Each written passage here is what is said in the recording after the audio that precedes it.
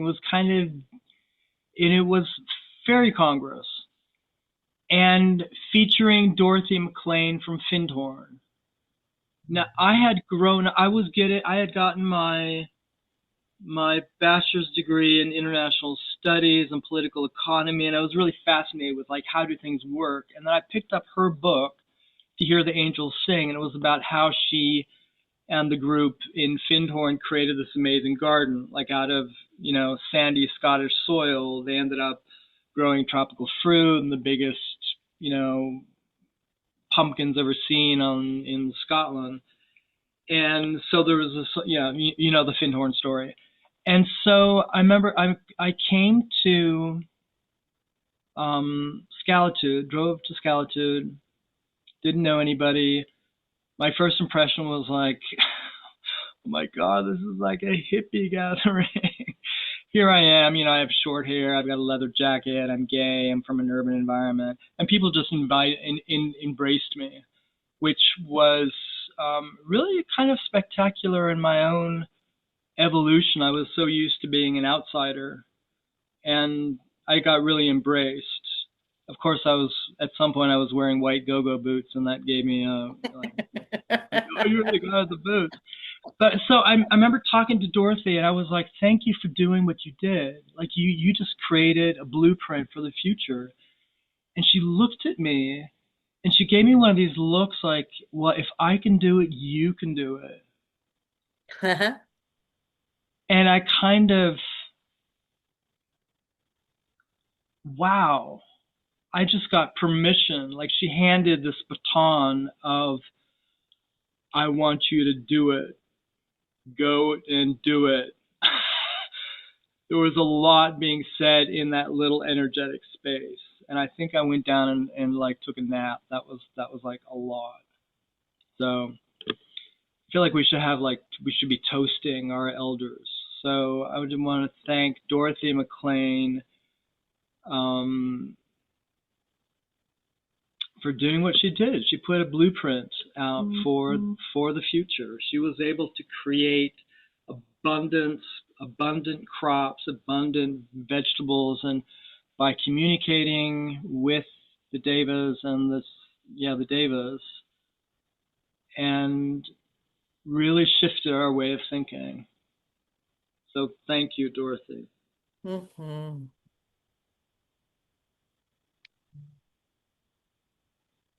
And I did take that baton and I ran with it. You have. Yeah. She gave me permission. You really have. I needed someone to give me permission. I don't know. I did. And she gave me permission. She was like, do it. And you've done good. Thank you.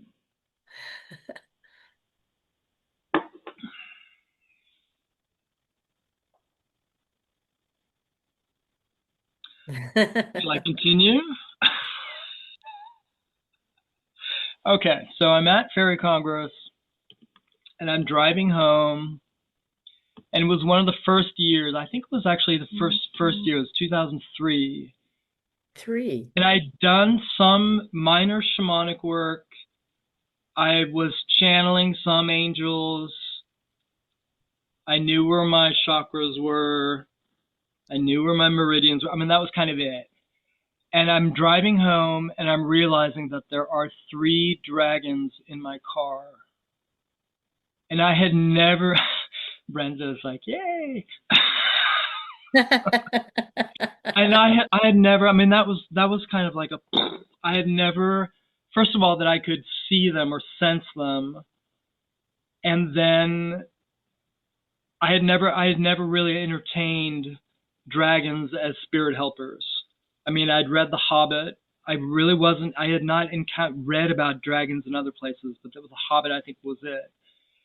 And one was a red fire dragon, which was my helping spirit for a long time. And then one of those first years, I'm going to continue on a roll here because this is really fascinating territory. But I was sleeping. I had this little studio garden it was like a converted garage. It was like it had a beautiful garden, and it was like a 1-bedroom thing. And I wake up at like 3 in the morning or something, and there's this smell of like sulfur and smell of like burnt rubber, like electrical fire is. So I kind of jump out of bed. I'm like, shit, where's the fire?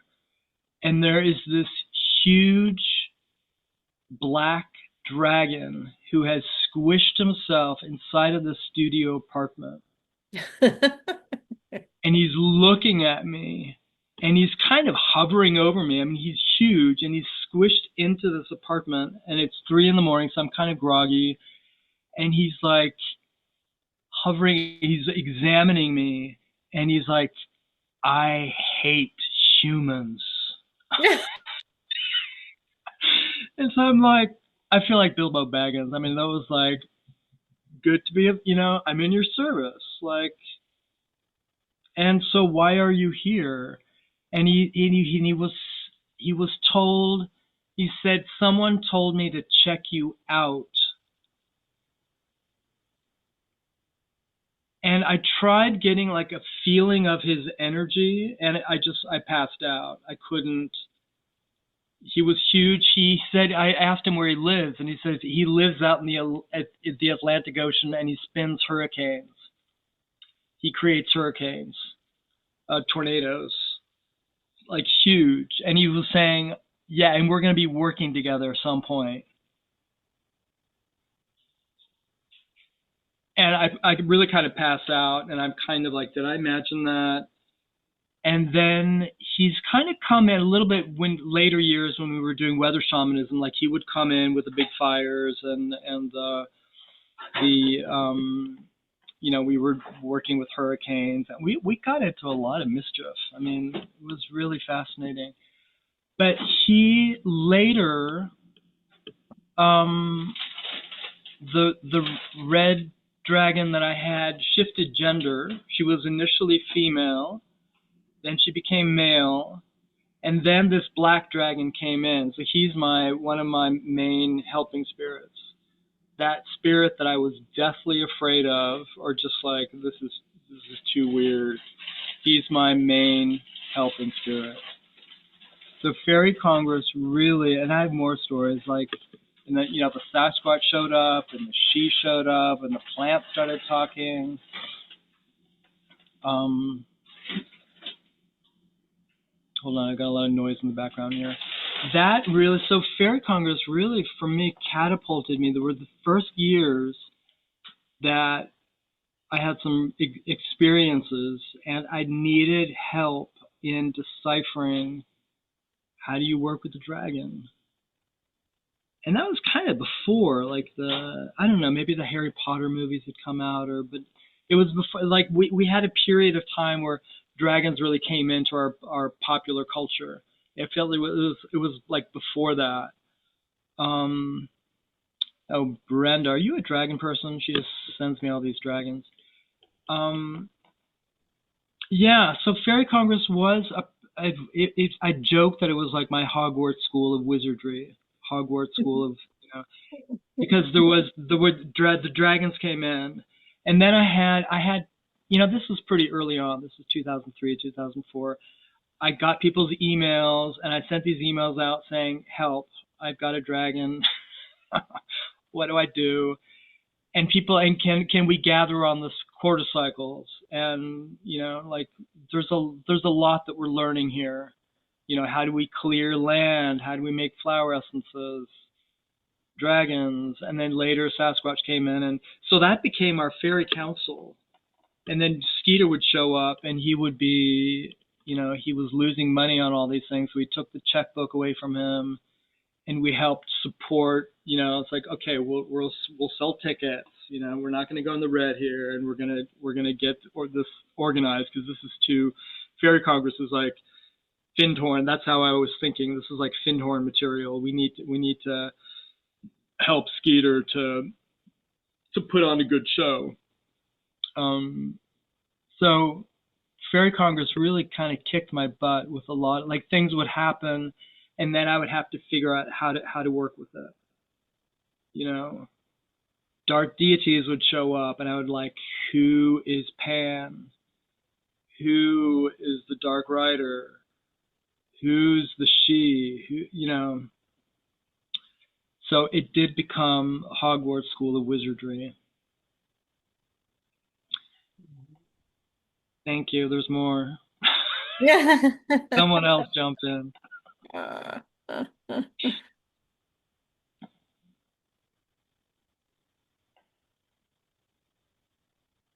can jump in for a minute. I was just going through, journals. I was trying to find pictures and I couldn't really I have so many fabulous pictures that I couldn't find them. But I don't know if you all know all of these stories. So one of the things that I did do is I went to Lindsay and got the list of what they have recalled as far as being the themes for all the years. And I think in 2005, it's like, how many fairies are there? Are there how many different kinds of fairies? It's like there was so little that was known to start with, and then I remember that time when Brook Medicine Eagle, a couple of people were there, and Sasquatch did show up. And I don't know if anybody remembers that, if everybody knows that story. It was at Scalitude, and someone had had a dream of um, um, two parent Sasquatches carrying their child down the side of the mountain. And they were very sad because the young Sasquatch was ill. And they were talking about how, humans, they're having to leave their territory because the humans are taking over, and they're, hard on the earth, and it was really impacting their ability to live there. And so it was really kind of a cry for help. Um, but that we had, no one, we hadn't seen Sasquatch up until that time. And I mean, stories like that, I can remember when I can't remember the guy who's from Denmark. Anybody remember what his name? Soren. Soren, Soren. right. Yeah. Right. And the first year that he came, and he had music recorded that was from the She. And it was so like it was a friend of his that had figured out how to manifest the sound. And it was unbelievably beautiful music. It was just astounding. You know, just like, and I remember at the beginning we would have a everybody would do a meditation on the last day and kind of download whatever last things were needed to be heard or said, or a message or whatever. And then we'd all write it down, and Skeeter would read them, and sometimes he'd put them in a newsletter, and they were absolutely beautiful. Like, we love you and thank you, and you're all so wonderful, and you're nodding your head, Shoshana. You remember that? Yeah, they're just the messages were just astounding. And yeah, so for me, I think I had run across Dorothy McLean right before I found out about Fairy Congress. So I was into it. I'd spent a weekend with her. And then Fairy Congress was like in my backyard, How could I not go to a Fairy Congress? And how could you not go to a Fairy Congress? I mean, honest, who wouldn't want to do that? You know? And and uh and between these amazing people telling talking about all of these things, and the stories, and the herbalism, and the fairies, and just, I mean, it was everything that was connected to nature, but it was all magical, and it's uh, it was just jaw-dropping to me, but it was also like, yeah, this is real. But it was really real. We got to really be in the reality of it. Between that and the dancing, and the singing, and the playing around, how could you not want to just keep going forever? you know. It was so joyful. But the story, I mean, just how over the years, how things just grew and got more and more evolved. And one more story I'm going to tell that. So the ceremonies on Saturday night have also been just absolutely astounding. And there were a couple. There's one that I remember that Skeeter tried to line up all the planets, that huge field at Scalitude. He lined up all the planets, and we were all trying to, circumnavigate around each other. It was confusing as hell, but it was it was really funny. It's like we never really got it, but it was like setting up the universe. We were all part of the universe, and it was just a kick. But there was another one that was the most beautiful ceremony, and it was, I think I was looking it up, and I think it was about our being human, and they had us close our eyes, and they brought us different things for us to um sense, whether it was a taste or it was smell or it was sound or it was whatever. And that it was just really beautifully done. But being in that circle and doing sacred work for the earth and for the universe, I've never had such a like a sense of power and place. Like there is nothing more important than doing this right now.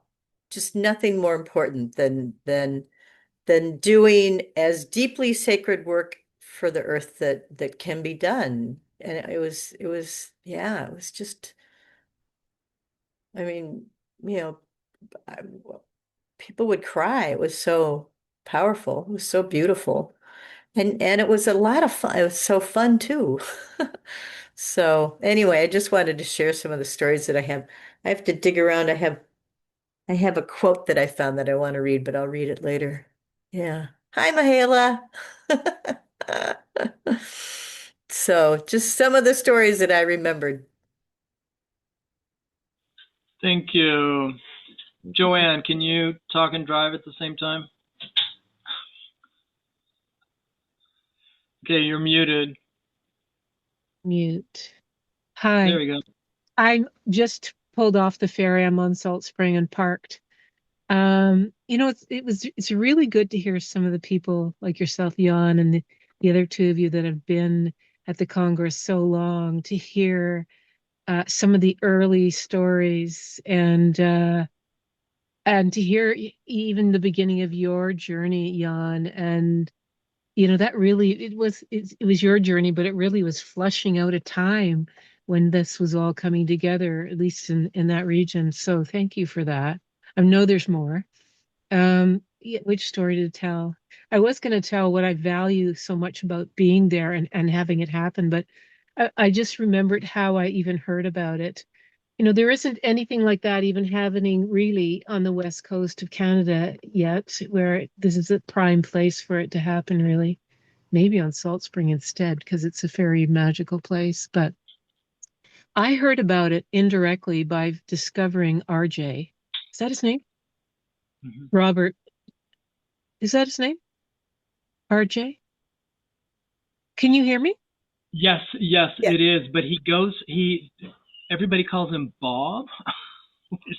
No, he goes He, by But RJ. does He he goes go he by by goes by RJ? RJ. RJ. Yeah. Michael was Yeah. referring to him as Bob, and I was like, "Who's I've Bob?" never heard Bob. I know his wife calls him All right. Robert, but I've always called him Okay. RJ for a long Okay. time. And RJ it is. yeah, and he his initials, he puts his initials instead of Bob on most of the things he writes, correct? That's how I was actually in one of the best used bookstores in Canada on the West Coast here, in Victoria, and a book fell out at me. His second book, Perfect Timing. It was called his first book was on this topic, which I bought later. I had to order from England. Was Earth, help me, Earth. Either is this one was Power Within the Land, and when I first opened it, this is probably back, I don't know, well before I knew of the Congress. I couldn't even understand half of it. I couldn't. I could feel I was on the peripheral, in my brain as I read it, like it was being stretched. Like some people, I get it while you passed out. Some people just fall asleep. They're not quite, the information has to integrate.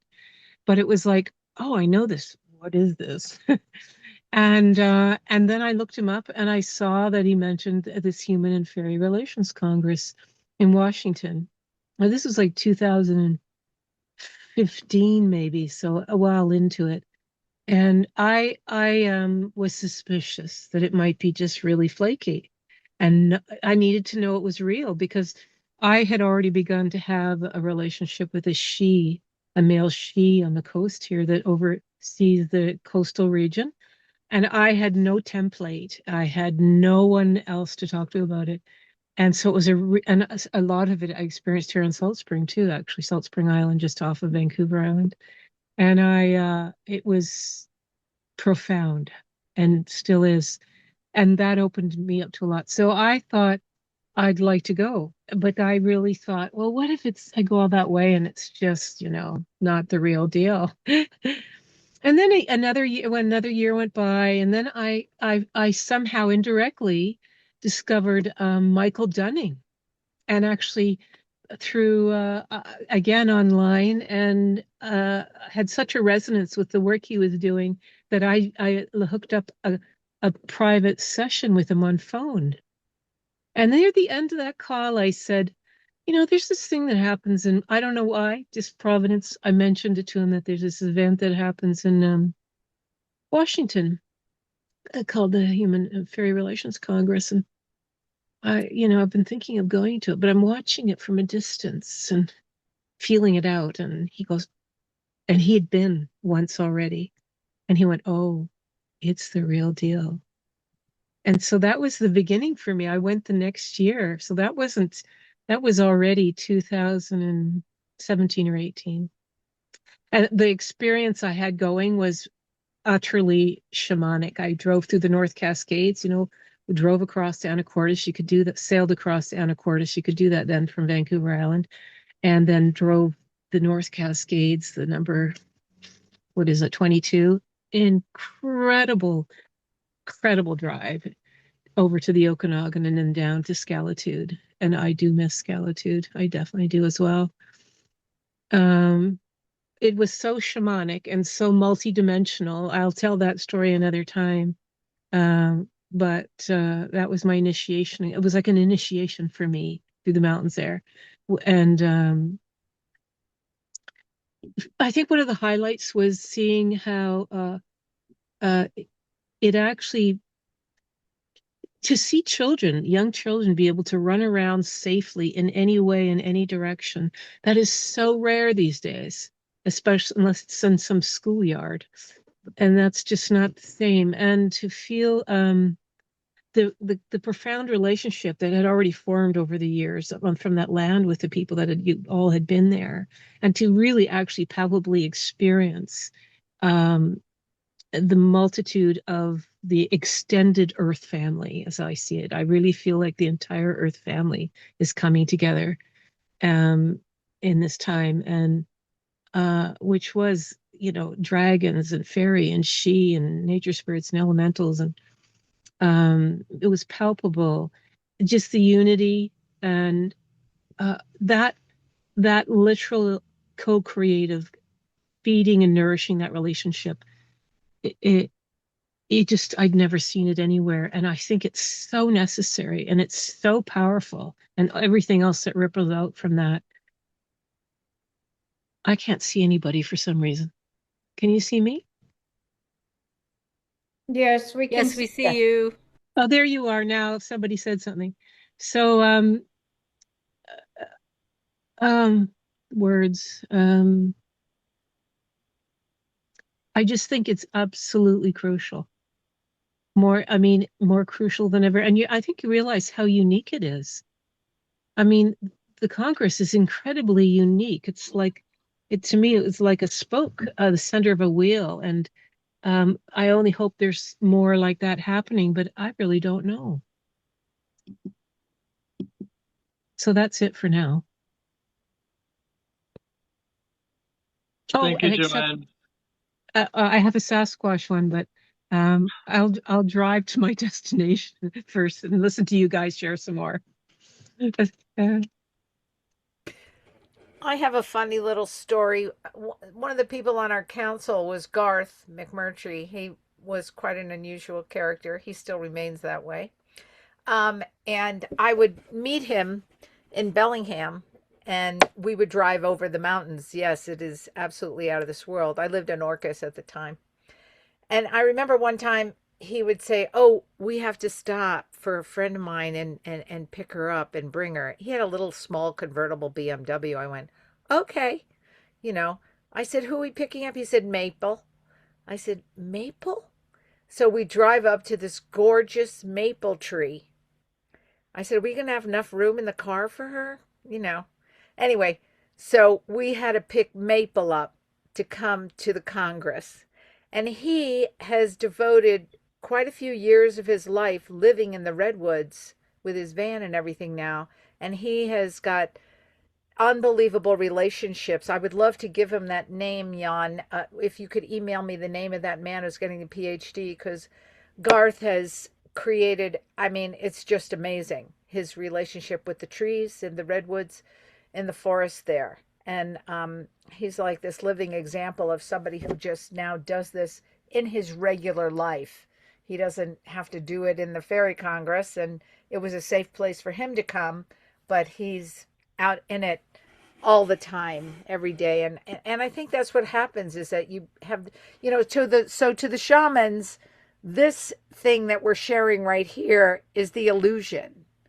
Where we go and all we see, the fairies, the she, the Sasquatch, that's the real world to them because it's eternal and it's amazing. And so we're sharing this piece to get there and to share that and to bring them here. And I remember Michael Dunning one year, I think when he first came, he would go climb up that mountain and he said that's where he would meet the Sasquatch. And we're like, what? You know, and then they would, you know, come down. But anyway, I just love that story about Maple getting in the BMW and coming across to the Fairy Congress. Anyway, thanks. I'm gonna have to get off soon. It's late at in my neighborhood for me. I'm old now. So anyway, I love you guys, but I'm gonna hang for a while. The stories are great. Wonderful to see you, Shoshana. And Shoshana, you really, now that you know, I haven't seen you in so long, but you really did, you taught a lot of people about lower world and upper world and helping spirits. And remember, we would get together in the hangar, which is such an amazing, remember the hangar, like way out in the field? Oh yeah, because the drum was loud. The drum was loud and it would bother the people who were meditating, right? So we So were I like, had oh, a let Shoshana, we'll put her way out where she can be yeah. noisy. And it was the hangar. That's where airplanes are before they lift off, before they fly away. Ah. What a perfect place to put the noisy shaman, in. And you took us on these amazing journeys. I was so glad. I remember one of the journeys right off was to go to where your home was, out in this celestial body. And that was really fun. You know, people, you know, I was from Alpha Centauri and people for all these places, and then we were inviting them in, and you know, it was so rich. So, you know, everything in it was rich and beautiful, and everybody brought a gift. As Michael Meade calls it, we are born with a genius.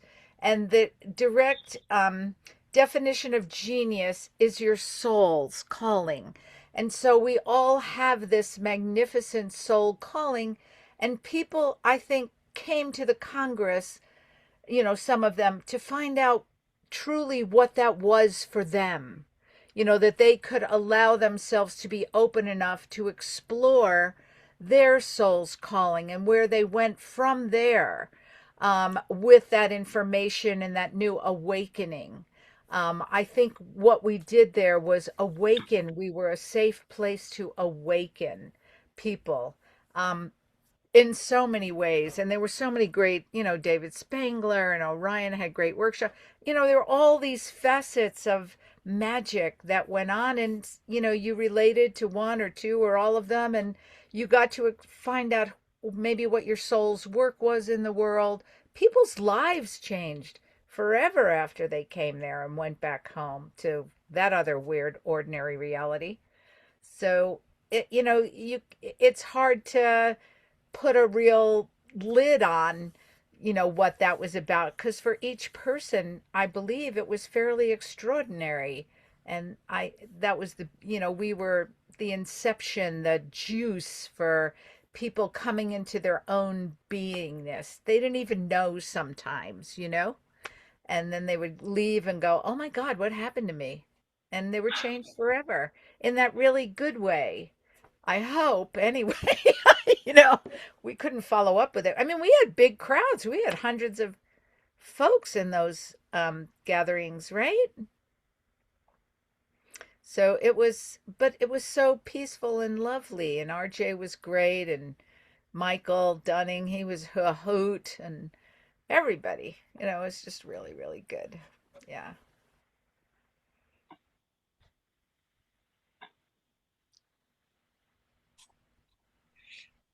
I was just remembering, Shoshana, about Orion Foxwood doing a Monday morning intensive. And in the beginning, he was saying something like, if God wanted to come to Earth, he or she would Shoshana-ize themselves. And they would come in and be Shoshana. And I thought, that's beautiful. That's just beautiful. Oh, that's the sweetest thing. That's I such didn't a know good that. way with words. That's Yeah, I'm very sure he sweet. still does. I just haven't heard him recently. Yeah. It was a But privilege and a joy to be there. I loved being on the council and all the council members. We all had such a good time, and um, we shared. I mean, it was always a heart conversation, it felt like to me.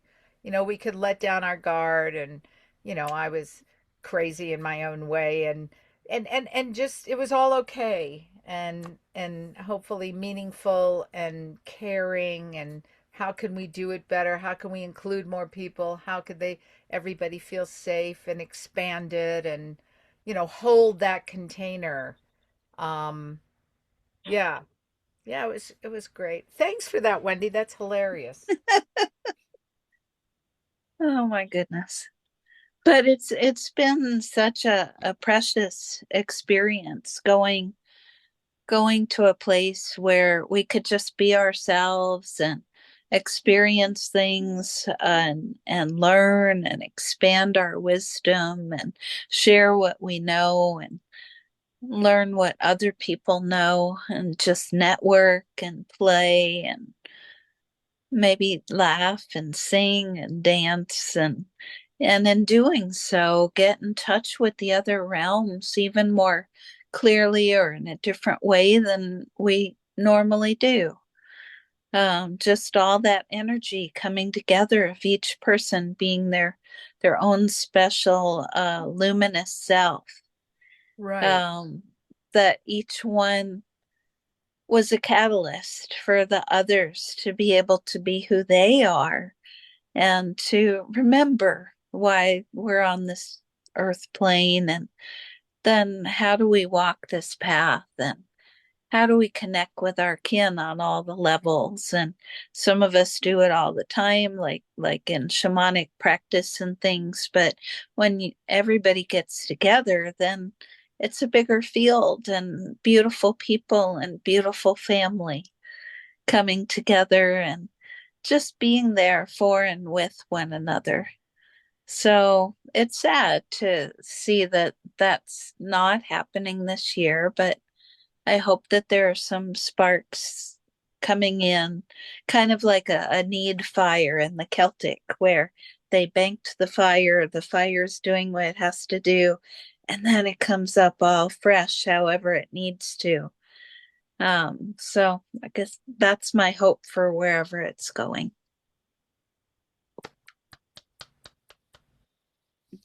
I would like to say that there is going to be a little event with R.J. Stewart, the threefold alliance between fairy, human, and I can't remember the third one. Animals. Living creatures. Yeah, and it's June 19th through the 21st, and it's up at this beautiful new place we haven't been to before, near Cedro Woolley.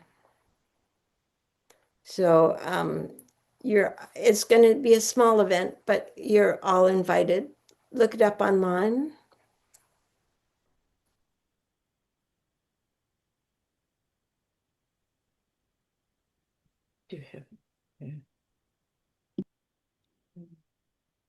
Marla, I was just hoping. I wasn't sure if I was going to ask you to speak, and then you raised your hand. Hello, everyone. Happy to be here with you. It's so amazing, the field. I was just thinking, oh, I need to, earlier this week, I need to reach out to Jan to see what's happening with the Fairy Congress, and then I get an email from you. I would like to share a story to talk about the field a little bit, because I learned about the property in Methow Valley before I even knew what the Fairy Congress was. And I had just come back to Seattle from the Houston area, and I had picked up one of those free magazines, and it had a real estate ad for the crown jewel of the Methow Valley. And I cut that ad out and I put it on my wall, and I dreamt about buying this property, the crown jewel of Methow. I mean, I had all kinds of fantasies about what I was going to do and what we could do with the crown jewel of the Methow Valley. And then in 2021, I come to the Fairy Congress for the first time and find out that I had indeed been attracted to Scalitude. Wow. Yeah, for like 6 months, it was on my wall and I was dreaming about it. And so I say that was the fairies calling me, but I wasn't quite kind of putting two and two together. I just knew how I felt about this article. And I would like to talk about tell a story about for me, that first time I came to the Fairy Congress, that was profound and definitely life-changing, as some of you are sharing some of your stories. I was in the class with you, Mahela, up at the tent, and we were looking at the she cards, and I was kind of sitting there, and I looked over to my right and literally saw the she walk out of the forest. It took my breath away. I was like at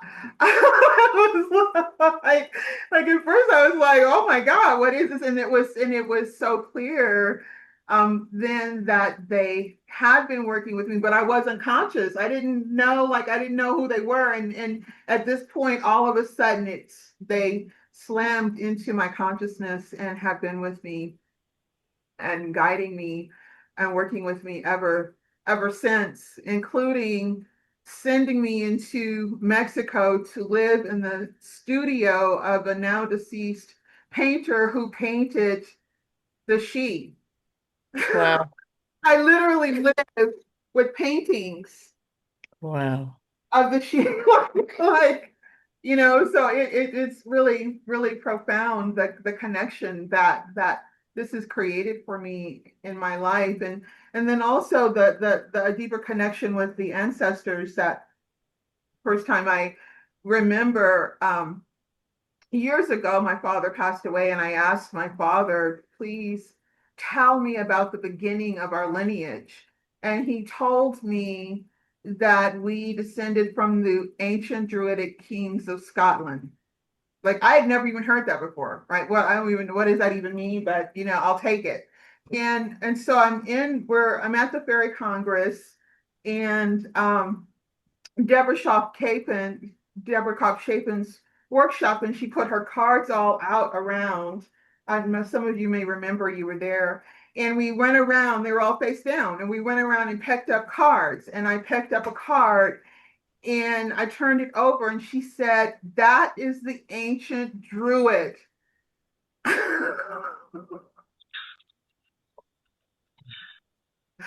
know, right? Yeah, and so and so this it was so profound because I felt like, oh, when it was obviously a homecoming in so many ways. And I'll leave it at that. I have other really profoundly beautiful magical stories as well, but I'll leave it at that for now. Anyway, thank you, everyone.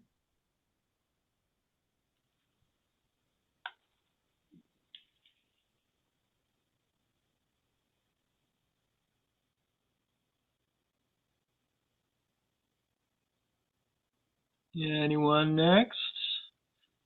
Sky, I feel like I want to pick on you. Are you ready? You can't say no. No, I can't say no to you, Jan. Um, well, I remember I moved to Oregon in 2015, and I didn't know anybody here, and I'd never been to Oregon before, but I was called here by Spirit.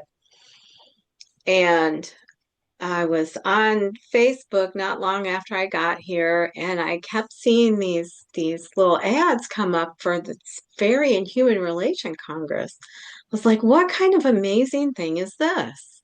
I mean, this is like something that I'd never heard of, but I felt it calling to me. And I couldn't go up to Scalitude then.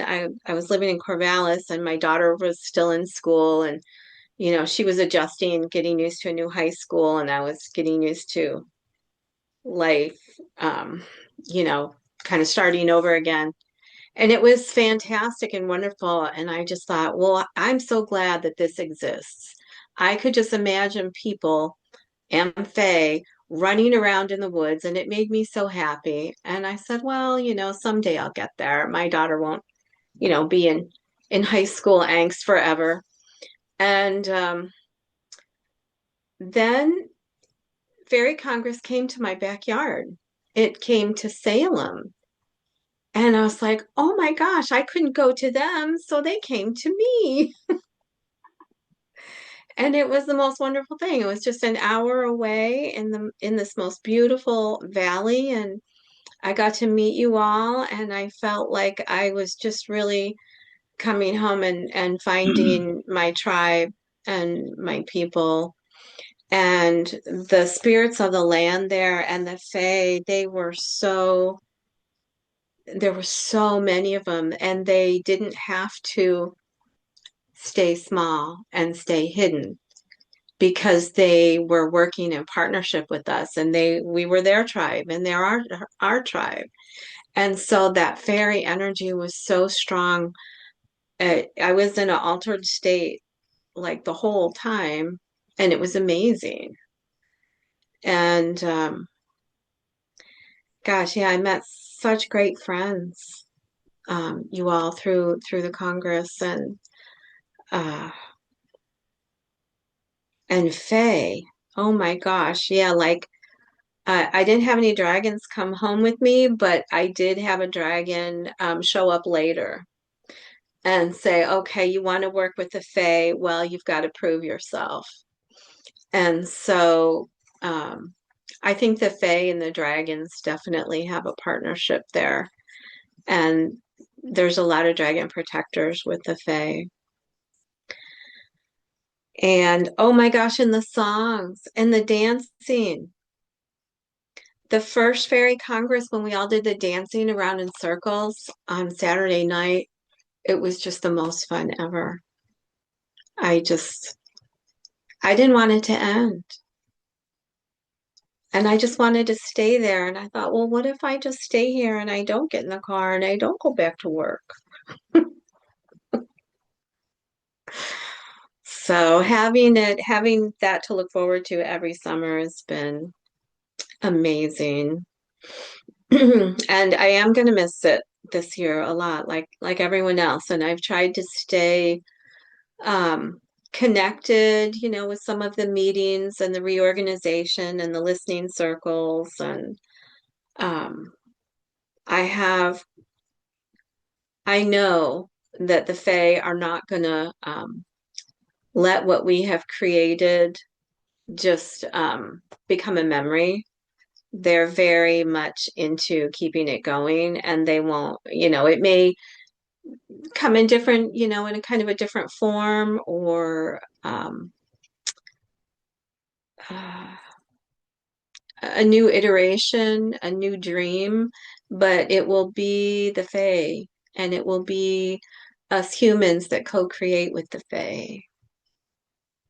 So I'm optimistic, and I'm excited because things have to change, and if there were no change, there would be no butterflies. That was the quote in our yoga class this week. So, and Jan, um, if you enable a share, I can throw some pictures up there that I found on my phone while we were chatting. Can I just Maybe. add something to what you're saying, Sky? Sure. What, I feel like the Fairy Congress is also has been seeds, because I see things forming around um similar archetypes with working with the Fae and two different other communities that I'm a part of. And it's so beautiful to see happening. As many, many more people are coming into awareness. Yeah, I think so too. And they're not afraid to talk about it. Like, 20 years ago where it was kind of keeping under wraps. People will just come right out, oh, I'm a fae, I'll go to a ecstatic dance and I'll be like, I'm a fae tonight. I'm wearing my little fae things. And going to the Renaissance Fair, meeting up with the kids dressed up as fairies, and I'm dressed up as a fairy too. It's just so great. And talking to their moms, it's like, oh, do they like to have fairy tea parties? And my one of my things that I would love to do in my community is get together a fairy walk and tea party through the woods and invite kids and their parents. And then people could dress up and wear their tiaras and anything else that they wanted to wear. So I don't know if or when or how this will um, happen, but I've done it with grown-ups, with friends grown-ups, and they weren't afraid to dress up and go out in the woods in broad daylight. So that was pretty cool.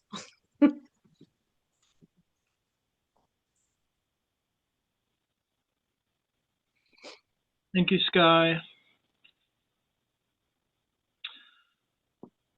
Bubbles, I think you have a story that needs to be heard.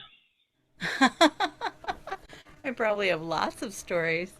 Um, I was at the very, very first Fairy Congress, and I'm not, um, and I went with my friend Charlotte Johnson, who was an organic farmer, and she was the one who had told Skeeter about RJ. And I had gone to a couple of RJ workshops, and after the very first one, went, Charlotte, you have to come, you have to come. So I want a footnote on getting RJ at that first one, but technically it was Charlotte that told Skeeter. And it was less than 100 people, and it was so, so magical being at Solitude and just being in the moment. And RJ Stewart, there was that big, beautiful mountain at the end of the valley. And RJ Stewart said he tuned into the mountain and that the mountain told him, I never knew there were so many people. So we surprised that mountain year after year after that. Um, for me, it's just been a place where I've been able to become bubbles. This quiet um, introvert has shifted a whole lot.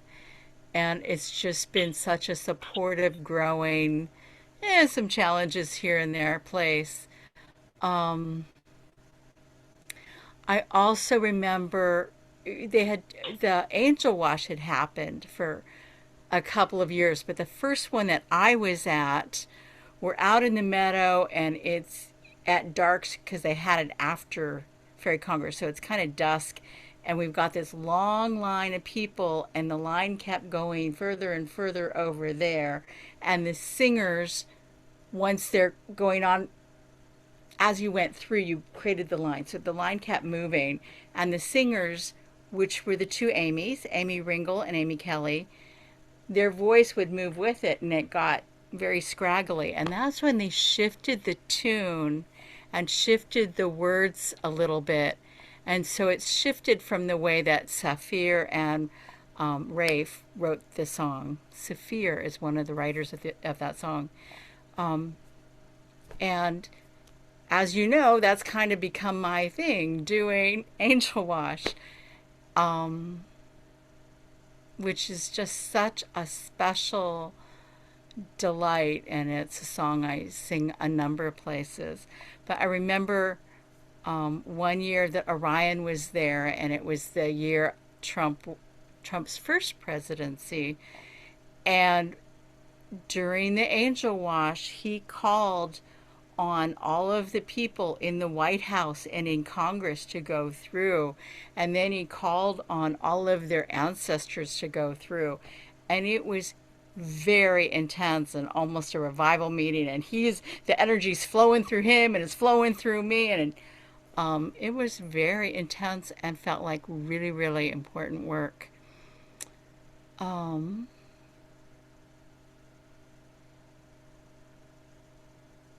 Yeah, I think that's it for the moment. Thank you. I'm Thank going to you, bubble Bubbles. off.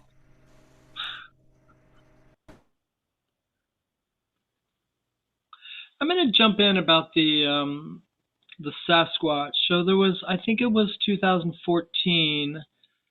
I had gone to the Northwest Herbal Fair, and there was a gentleman by the name of Kuoni Lasperitis. I think I'm pronouncing his name correctly, but I got it wrong once, and he was very diligent in correcting me on how his name is spelt. I hope I got it right. And he was teaching about Sasquatch. And he was at the Northwest Herbal Fair, and I was like, Skeeter, we got to get him to the Fairy Congress. So the next year, or that year, he came to the Fairy Congress, and I can't remember how it was, but I think I talked, and Lindsay, you might remember how this happened, and not that it really matters how it happened, but it did happen that a group of us, we put out an offering to the Sasquatch, and we were like, Scalitude is 160 acres of beauty surrounded by national forests on four sides. We would love to have you come and join us. And then I kind of forgot what we did. And then the next year, I think I had gotten there early at the Fairy Congress. We were like fixing things up, and I noticed there was, and I had not really grown up on Sasquatch lore and Sasquatch. Now there's so many weird Sasquatch documentaries, and it's like I was kind of immune to that, and I was really thinking of them as kind of like psychic beings in the spirit realm. I know that's kind of vague, but I was just kind of fascinated with it. Like and as a kid growing up in Norway, we didn't have Sasquatch, but we had a lot of, they didn't actually, I don't even think they had names, but they had almost like trolls, but offshoot of trolls. They were protectors of the forests. And they were kind of big and hairy, and people kind of stayed away from them. It wasn't here where we have a lot of Sasquatch stories. But so I remember kind of, we were, setting up tents, and I realized that I've got this 8-foot tall being following me. And when I would stop, he would stop. And I would kind of get whiffs of something really musky, and was like, oh, wow. And I had no idea. And then later, and I really wanted, I've thanked Shoshana for getting me on a shamanic path, and I had started doing shamanic studies, and with, we would do soul retrievals, and then we would find out who your helping spirit is. And when I would do these exercises, like, who is my helping spirit for space clearing, for psychopomp, for Sasquatch was like the guy in all of these. Like, so I was working very, I had a very excited Sasquatch who wanted to work with humans. And at Scalitude once, and I can't, sometimes like I'm trying to remember like what happened and when it happened, and was it a dream or was it a shamanic, journey, or was I just in an altered state? But he introduced me to his kids, and and I've heard someone else has a similar story, and I was like, God, good, I'm not the only one. But he introduced me to his kids, and he says, I want my kids to meet good humans. So he would bring his kids, he would bring his whole group to Fairy Congress. So we became like, the human equivalent of fairy godfathers or godmothers. And we would play with the kids. And I remember once I had to scold the kids because they were like, something was happening. And Lindsay, you might remember what happened here, but something was going on with like the solar panels. And it was like, oh, the kids are playing with the solar panels. So it's like, get off I had to scold them. I had to be daddy, human daddy. And and then the problem went away. So it was like, God, this is really weird. But so there's more to the story. So there was a couple of years later, the she really showed up. And I think that was like 2016. Like the she really kind of, I feel like, we had dragons, and then we had Sasquatch, and then we had the she. They kind of took their turns, revealing themselves, and we got to learn about these different beings.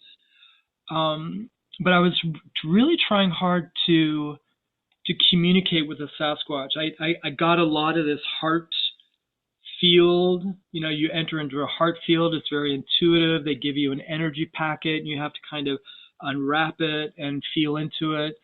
And I'd really sometimes rather speak English and just kind of like, do I take a left-hand turn or a right-hand turn, or how do I deal with the soul part of a person that is locked away in a church? Like, help me out here. And there was a couple of she that were helping me out, but at one point they were helping me with communication. And then at Fairy Congress once, I remember sitting out in the field, and I got this image of a Sasquatch and a she. They were both male, and they were having this really interesting conversation. And I was like, what are you guys talking about? We're talking about you. We're talking about the humans. How do we talk to the humans? So the she was giving the Sasquatch some pointers in how to interact with us, because they're a little closer to the human realm in some ways. So, and then they said, we meet at every Fairy Congress. There's a she and a Sasquatch, and they meet, and they catch up. They have a date. They have a date every year at Fairy Congress. So it's not just us learning about the spirits, but the different spirits who might live in parallel universes that don't really like Sasquatch and she really don't interact. They don't cross paths. But at Fairy Congress, they do. And my communication with Sasquatch has like gotten a lot clearer and a lot more. I mean, sometimes I'm a guy. I try to get shit done. I need to have this in English. It's going a lot smoother. Is communicating with Sasquatch. That happened at Fairy Congress. So I have these different experiences with dragon. It's like I bump into a dragon or a dragon bumps into me, and then I have to figure out how to, like, what do I do now? Same thing with the she. Same thing with Sasquatch. Same thing with weather shamans or weather spirits. Like, we got a really clear message one year. This was like 2011 and 12. I got a really clear message that we need to learn about weather. How do you work with fire? How do you work with rain? How do you work with wind? How do you work with fire or weather? Really, it was just kind of like weather. So we had Lindsay brought in Nan Moss. She was like on it. Lindsay's like on it. Like, you want something organized, she gets it done. Which is like, thank you, Lindsay. And we had a week in two years in a row of weather shamanism. And then that fall, I think it was 2012, that fall, everything south of Scalitude was burning. I mean, it was like the biggest fire that I'd ever seen at that point. And we got on, we didn't have Zoom at that time. We got on, people had their different roles. Like, somebody was working with the wind, somebody was working with rain, with fire. And it was really fascinating because that was kind of the start of me doing the weather shamanism groups, which I did in 2020 when I moved to Portland. Like, everything south of here was burning, and we had the worst, like, air quality in the world for close to a month. But and Sasquatch was very involved with that. They were like boots on the ground. Like, we know how to bring moisture up in soil. I was like, wow, how do you do that? How do you take really dry soil and bring this moisture up from the depths and help an area that is like bone dry?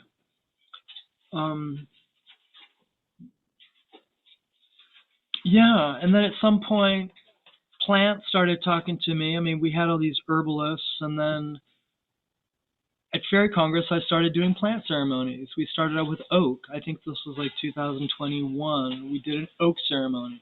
So everybody got a little shot of oak mead. We brought in the spirit of oak. We merged with the oak. We did an oak ceremony.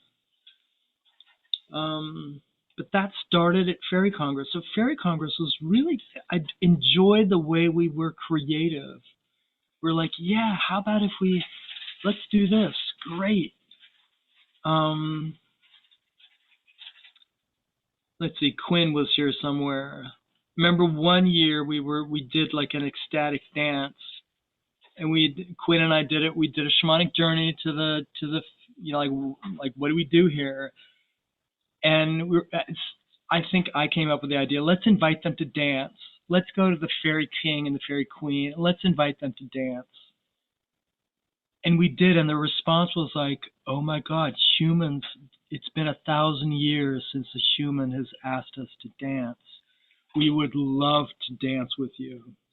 And so Quinn put together this whole like music segue thing where we started off all the human things, the heartbeat, the senses, and we all kind of, and Skeeter came up later and he was like, oh my God, you guys, did you see that like the Fairy King was dancing? And so people had these amazing visions of like us dancing with the Fairy King and the Fairy Queen and the Fairy Court because we wanted to dance.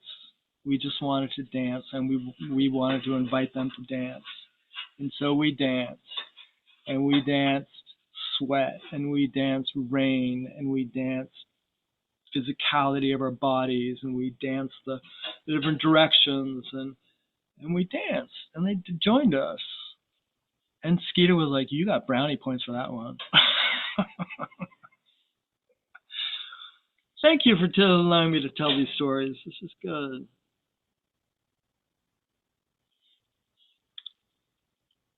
Julie Hammond. Hi, everyone. My voice is funny, so I'll try to speak up. You sparked something you said sparked a thought. When I think of Fairy Congress as at Scalitude, that's the only place I experienced Fairy Congress several times. It's the edge, the liminal edge of reality, that where it's like you're leaving the world, you're at the edge, and then all these other realms are connecting. It's like a hub. And my sense of that, I mean, I connect with other planets and different things. And I feel like that's all built upon the connections that are already created there. Like more than we know are connecting there with us. And there's such amazing energy. There's also this spectrum of immensely profound, personal, intellectual, spiritual experiences with the fun and the games and the frolicking, which is really how life should be. When I would describe it to people, I would say it's kind of like summer camp for adults, because to me, that's exactly what it was.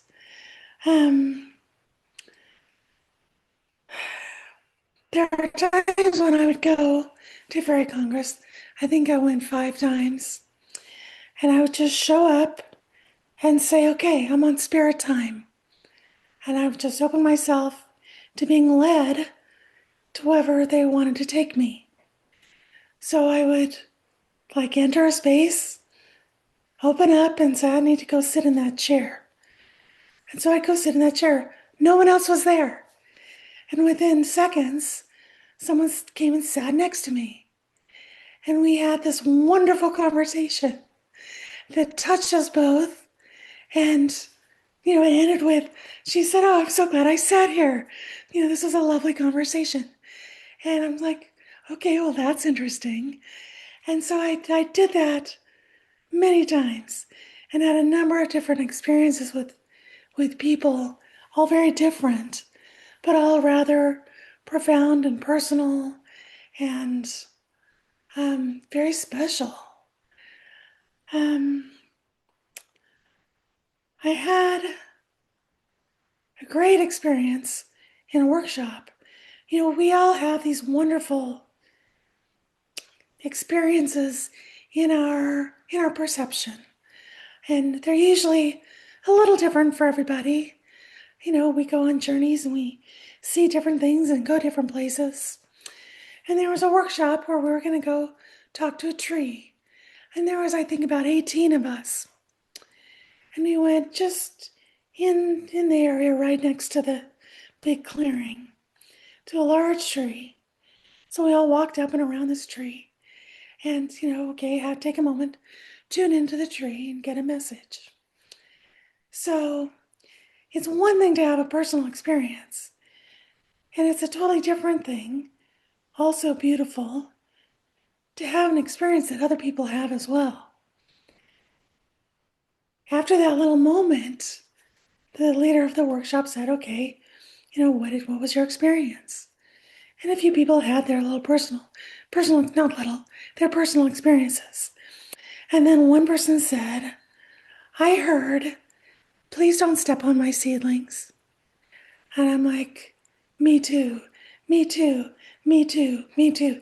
About 8 of us heard the exact same thing, which was so prosaic and so just like, of course a tree would ask you that. Watch your step, please. So that was rather profound. That this isn't just, it was like very confirmational that something's happening here. And I just got confirmation from 8 other people that they heard the exact same thing. So that was fairly cool.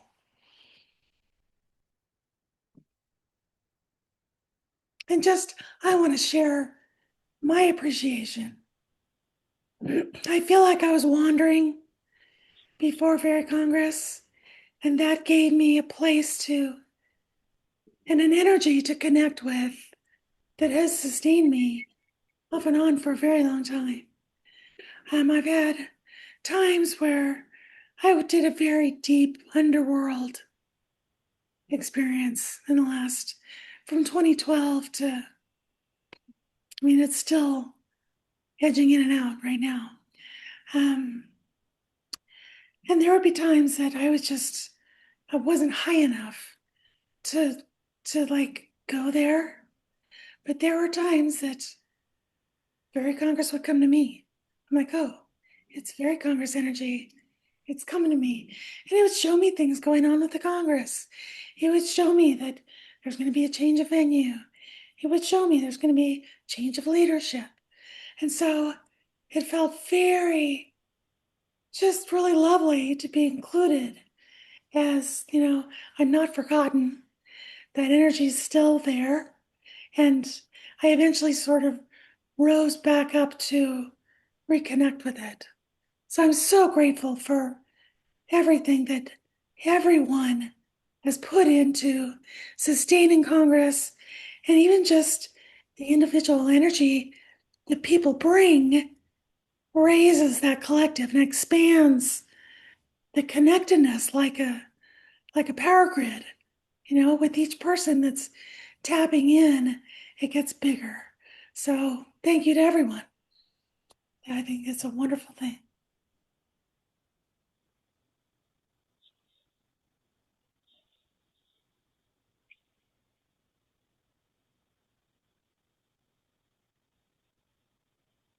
Let's see, I just got an email from, oh, where is this? From Lori Wilson. She lives in, I think, Virginia now. She was living in Portland for a while. The Congress was life-changing for me. It led to me going to Scotland, learning psychopomp, doing earthwork, and building a powerful team of allies and delving into shamanism, which I continue to hope to continue to do.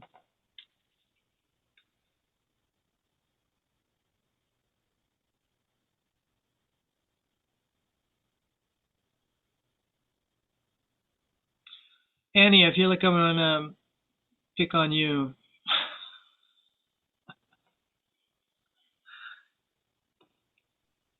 Yeah, I was just raising my hand while you were reading the email right before you did that. Yeah, I know.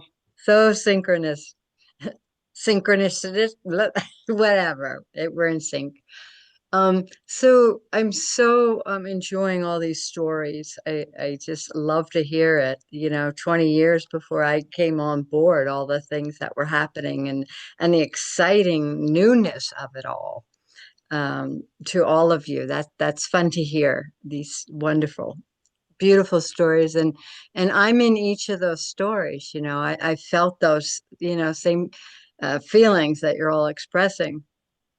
I was called by the fairies during a hard time in 2001, and that's the first time I experienced a visual with these elementals. And it was a ball of light, and it was as strong as can be, and I felt it everywhere, and it was just, I can still feel it talking about it. And so it's always been a curiosity about fairies. And so 20 years, and then I saw fairies everywhere. It was in Virginia. It just kept happening to me for a year and a half, and then I left Virginia. So 20 years later, again, it was I went through some pretty traumatic stuff, and I'm just lost and shaken up. And what do I do? So why of course, you look up ferries. Where's the nearest ferry happening here? And I ran into the first online Congress, and I was blown away at how you can feel energy through this internet, through this World Wide Web. I mean, the same feeling I felt when I encountered the fae, the angels, whatever it was, the, and I could feel it, and I can sense it in you folks sharing. It's all these same folks. You were here for me. Yeah, 5 years ago at the beginning of it all. I've been here 5 years. I've been in all the onlines 5 years. And I did two in person. And the first one was the first year I found you all in 2021. And driving through the hills, Miller's Brothers Ranch. And what is this farm country? And then I get to the ranch, and it's just like we're transported, into Lothlorien, whoa. And I literally, as I was going down the hill to go into the valley, I literally felt my shoulders being massaged. This place was so experiential for me. The things I felt, synchronous stuff was happening in my mind. I knew what was going to happen. I knew what I would run into. Um, and I didn't even know you folks. And I knew what was going to happen and what you were going to say. And like we were still in COVID, and I went down there and I said, "Oh, yeah, what about masks?" And I heard a voice as loud as can be. "Don't worry about it. We'll take care of it on a cellular level. It's all taken care of." And okay, oh, great. And I could hear, I could hear, um, I didn't, I saw a salamander. I met a salamander. I've experienced the elements of water, earth, and air and ether, but not of the fire. It's always been something I've been afraid of. And then with this dragon stuff, I'm still shy of it. And so I met one at 6 a.m. And it was beautiful and long and orange striped and black and big. And I felt it, and I wasn't sure what it was saying, but what I knew it had said to me was that I had to get in touch with my fire again, because I was beaten down and I had to get strong again. And I was here for it. And coming back from that first in person in Eugene, Oregon, on the street, I saw another salamander. It was bigger and it was black and yellow. Okay. And I saw it in the middle of the street. And and then I had to pull over, stop, look back, and it was a log. It was not a salamander, but I saw a salamander. So that passion was there. There was a little girl there at that first thing that was an angel. She picked me out and she gave me so much love that I was starting to heal. I was just starting to heal so beautifully. And then the angel wash, oh my gosh, it was like near-death experiences, what they all say. They've never felt so much love and pure love. And you could come there and be you. And I was, and everybody shared this today, that you could be amongst your own kind that are weird and think out of the box, and it's okay. And it's beautiful. And it's beautiful. And uh and the second time I went was in 24, and Jan had invited um the she and the fae and everybody to come for a dance party. So I we're at the party and we're having a ball, and oh, just having a good time, but I had to go to the bathroom. So I left the party, and I went outside. We were said, don't go back out there, try not to go out there, but I had to go. And I went, and it was cool. And I came back in. And then I came back in and I was lost again. And then I it was so crowded that I started to move toward the outside, and I literally got pushed to go back in, to go back in. I felt the most loving hands on my body get back in. But they were loving, but they were joking. Get back in there, girl. And I said, okay, I will. And there was just so many magical things that has happened in the workshops. I was there with you, Marla, when you picked up that card. I was at that workshop and I felt you. I felt your joy and your astonishment, and you were blown away, and I was excited for you. It was lovely. It was lovely. Um, it's just been beautiful. And this past time in 24, I was introduced to the sheet, and I felt them. They physically moved me, and it was so physical. So what I've taught and what I've learned is that it's not about dressing up and having fun. This whole thing, um, it's about prayer in such a deep level that I've searched for it my whole life, how to pray.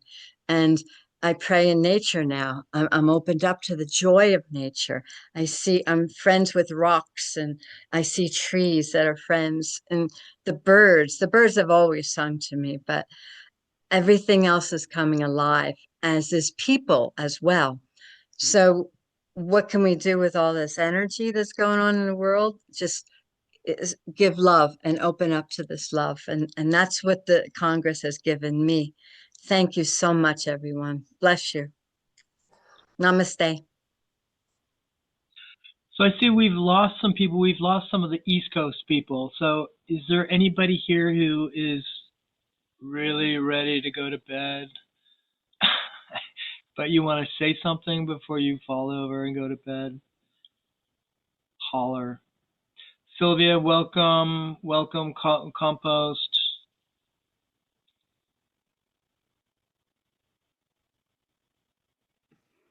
Thanks. Hi. I can't stay too long because I've got my mom downstairs, but I just wanted to pop in and see everybody. I'm so glad to be here. It's an amazing group of people. Hey, everybody. I love you. I love this community so much. Just have so much gratitude for you all. And yeah. Are we answering a question? Are we sharing? Should I share? I don't know what we're Yes, doing. please share. We're telling stories. How did Fairy Congress show up with you? How did it influence you? Well, I think some of you know this because I've said it before, but my experience, my first Fairy Congress was in 2020, which is a strange Congress to have as my first Congress, but I loved it because it was so small. And for me, that's really much easier. And I actually got to know all 50 of the people who were there by name and experience their energies. And I just felt like I'd found the people from my original planet, the planet where people love the earth and listen to the earth and understood things that I've always understood. And I was finally with a whole group of people as diverse as we are from each other. We share this really thing that's so important to me, which is this kind of love, this expression of love, and this understanding of the non-human realms. So it was just beautiful. And I have since met so many amazing people and just really do feel like you all are my tribe. So I thank you deeply from the bottom of my heart.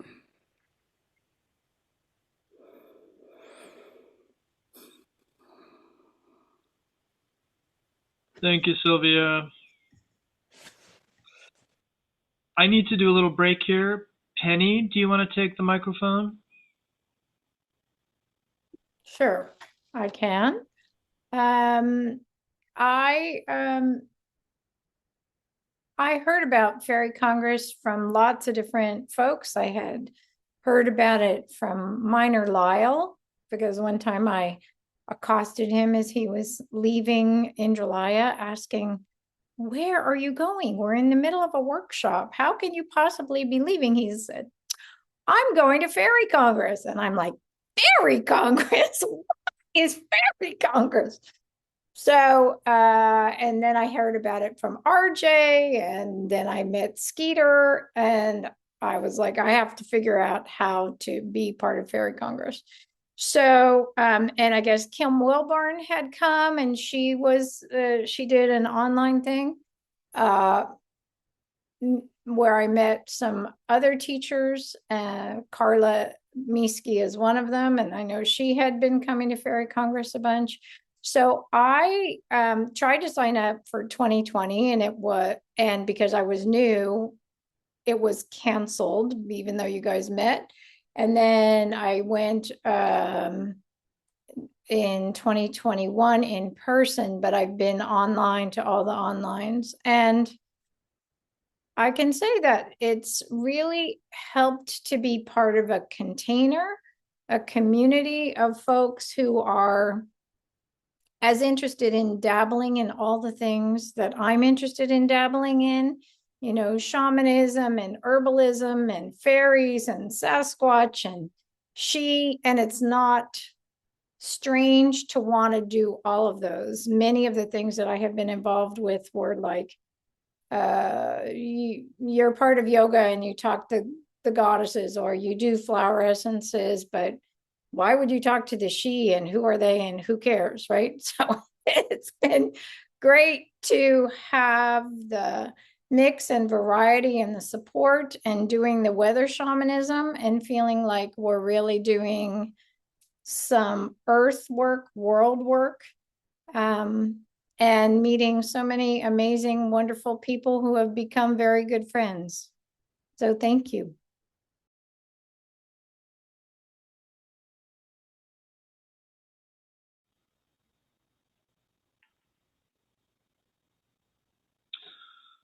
Mihaela, what do you remember?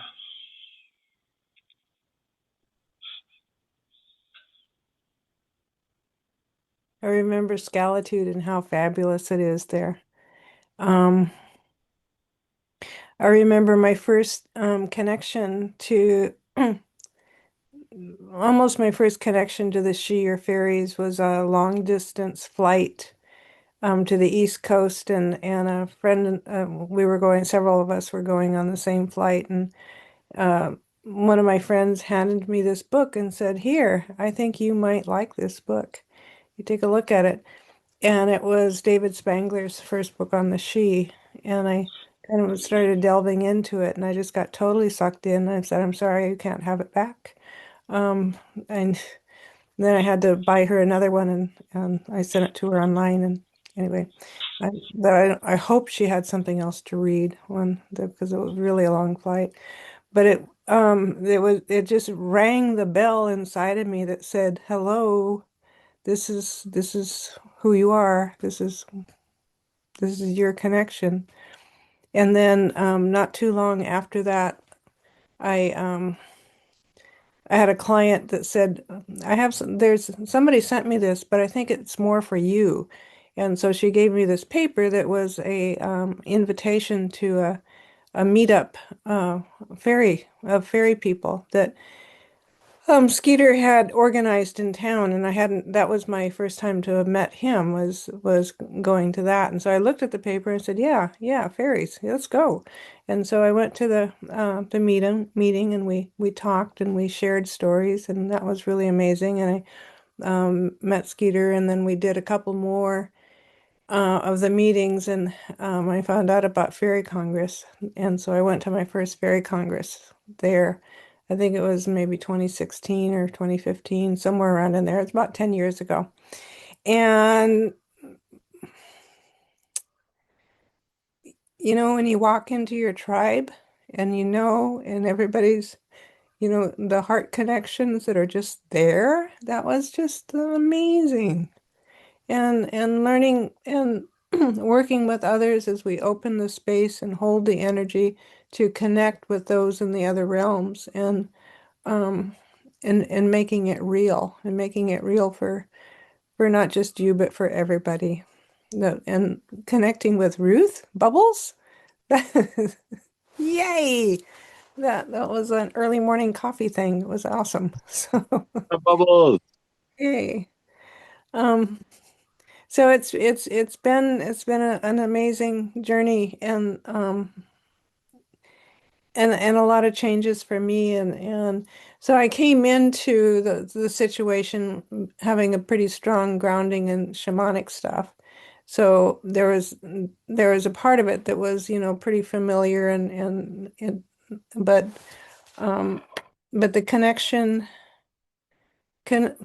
to fairies and she and to my heritage in Ireland was that was a big thing too. And I was able to take a trip back to Ireland like a few years later, and spend some time there and connect to the land in a deeper way than I probably would have if, I mean, I wouldn't have gone without Fairy Congress, without that not reassurance so much, but it's a having, 100 other people that share that same belief of the beings on the other side that are real and you can connect with them is very grounding and very helpful. So anyway, it's been a wonderful journey, and that, like I said, it was my connection to Skeeter, and so um, and now we're having a wonderful situation between us. So that's pretty cool. So anyway, thank you so much for putting this on. It's been really great hearing all the stories and knowing um, and just the opportunity to connect with so many beautiful, beautiful people that share the same heart space as you is really great. I'm done. Thank you. Great, Mihaela. Thank you. Let's see. We're kind of dwindling down here. So I have one.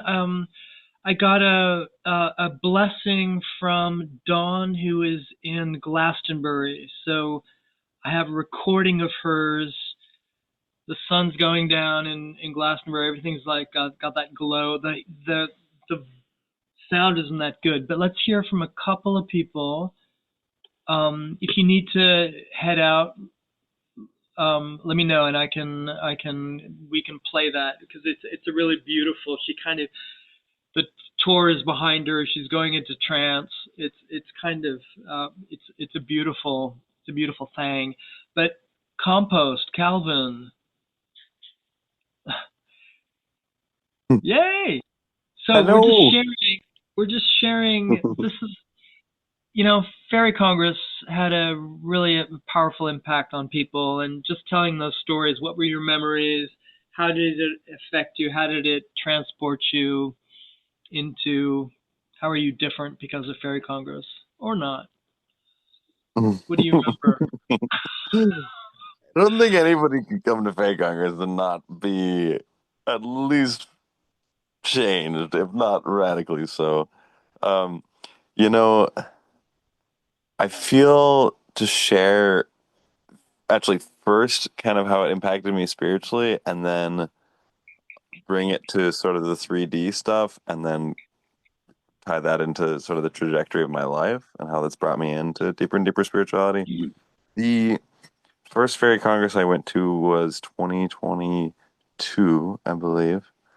And we did a very serious, by my estimation, ceremony of swearing our souls to our Mother Earth around the fire at the Miller Brothers Ranch outside Salem. And yeah, that's where my, I've always loved the earth. And, to be honest, psychedelics kind of set me on a spiritual trajectory, kind of casually at first, but starting in high school, psychedelics, and realizing that all this like sort of Western philosophy that my friends and I thought we were all cool talking about was just like so mental and not integrated with the real depth of reality, you know.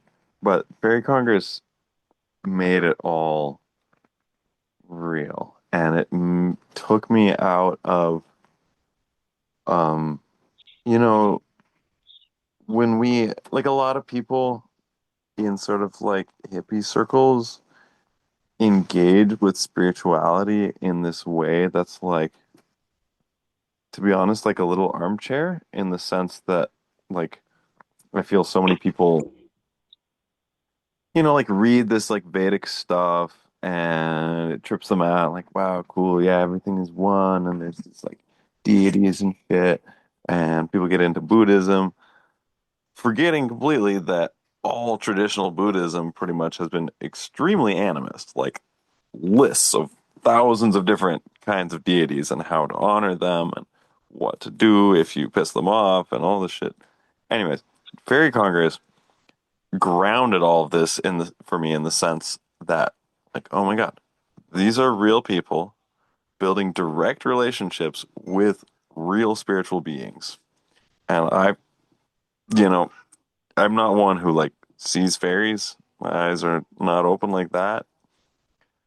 But I really mean it when I say that ceremony freaking connected my awareness to Mother Earth. Okay, fun question here. I just found a tick on my pants. What should I do with it, you guys? That's a little side note, but I think You this can could burn be. them. I mean, no, I'm like, I think I'm gonna fold it up in this piece of paper and like bring it outside after I'm done with story time. Drown it. I don't need to. I'm sorry, I've had Lyme disease. Oh, that's so serious. Yeah. I don't think it's so prevalent on the West Coast, but I know it's really, really, really serious. When when I kill a slug, I wish that its next life is whatever it wants it to be. Yeah. You wanna take that? Yep. Yeah. Okay. I love was gonna take it that time. Oh, Bubbles! Hey! You might That's want my to first check fairy on godmother. if you have one tick on you, there might be lots of them on your pants or socks. You There might may want to be. go I outside and shake your clothes off. I will. They take a long time to actually affix themselves in any dangerous way.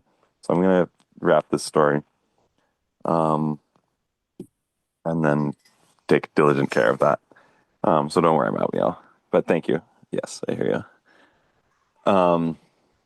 Yeah. Well, all I'm trying to say here is it felt really real and vibrant and alive and embodied to be at Fairy Congress, and that was really encouraging and empowering in ways that are like beyond description, but I don't think I actually have to describe to this wonderful collection of people. And um yeah, there's of course the layer of like these are the ways that these are, some of the ways that our ancestors have connected to spirit and spirits and spirituality and done it not just in some ephemeral or like philosophical way, but in an embodied and practical way. And that was a game changer for me. Um, the other thing I feel to share about Fairy Congress and what it really brought to me is I, when I first came to Fairy Congress, that was the summer when I first decided I was not paying rent and I was not working and I was going to be out of town basically every weekend because things were coming back online and COVID was very close, wrapping up. And I realized, I had started an open mic over COVID, so I knew a bunch of people around Eugene where I was living. Like I can couch surf during the week and be out of town, but I didn't know where I was gonna be. And there was this. It was like I think it was like Monday or Tuesday night. I was at this punk show in Eugene, and I saw this freaking flyer. This flyer, and you guys know exactly what I'm gonna say. But it was like this circle of people and a dragon and fairies and I think extraterrestrial and a Sasquatch and more fairies, more humans, all joining hands around a fire and dancing. And I was like, oh my God, the Fairy and Human Relations Congress. What the heck? And I already knew in my heart I was supposed to be there. But my brain was like, what the heck? It's like 4 days from now or whatever. I don't have a ticket. I have no relationship with these people. The very next day, I saw that same flyer on my dear priestess friend's refrigerator.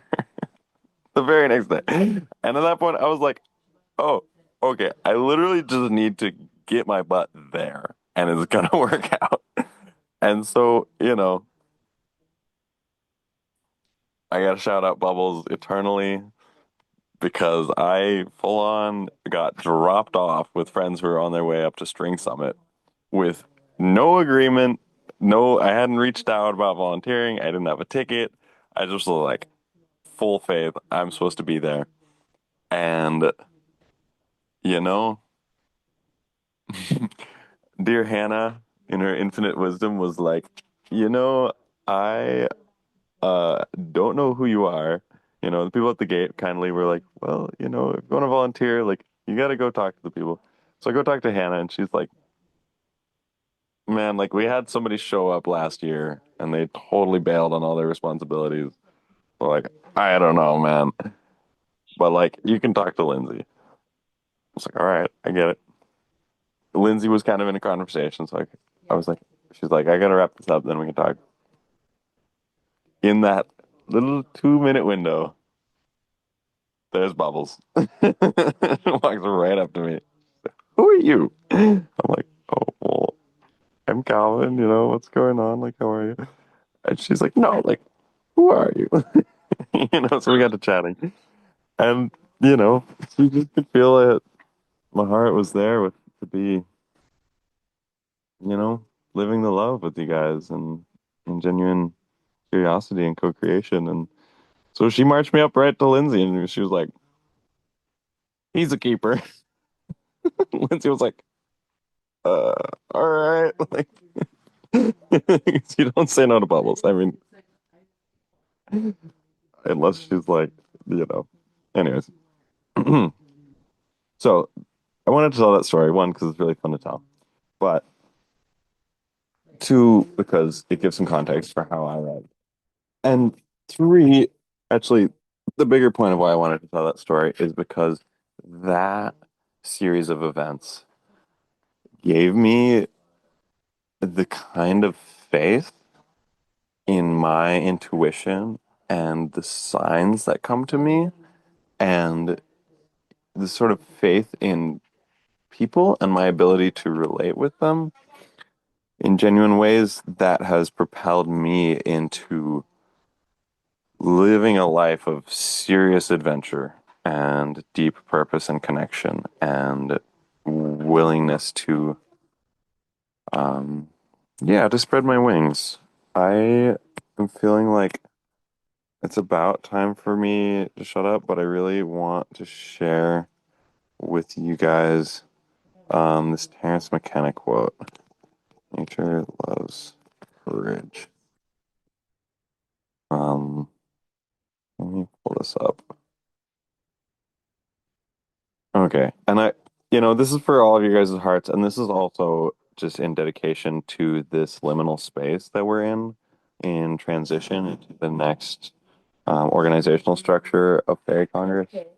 And I hope that you guys feel this deep in your heart, because it really spoke to me. He said, nature loves courage. You make the commitment, and nature will respond to that commitment by removing impossible obstacles.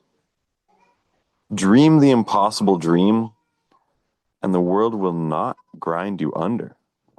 It will lift you up. This is the trick. This is what all these teachers and philosophers who really counted, who really touched the alchemical gold, this is what they understood. This is the shamanic dance in the waterfall.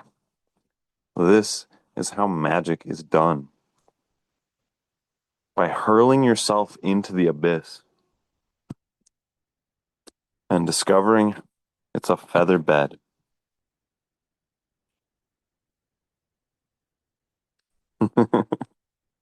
Oh, I love your smile, Jan. Calvin, that's good.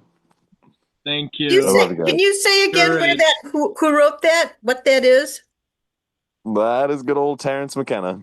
Terrence McKenna. Oh, yeah. Yep. Thank you. Okay, so take care of your ticks. Brenda, did we haven't heard from you. You had your hand up, and I apologize for not Oh no, I'm responding. good. I've just You been good? really, yeah. No, I mean, I have something to share, but don't apologize because I've just been soaking it in and really loving it. Like all these stories have been so magical and beautiful, especially for someone who's newer to Fairy Congress. My first year was 2021, so it's not been that long. Some of you have so much history in different places and different times, and so yeah, thank you for letting me listen into the stories. Indigenous people, everything is about story.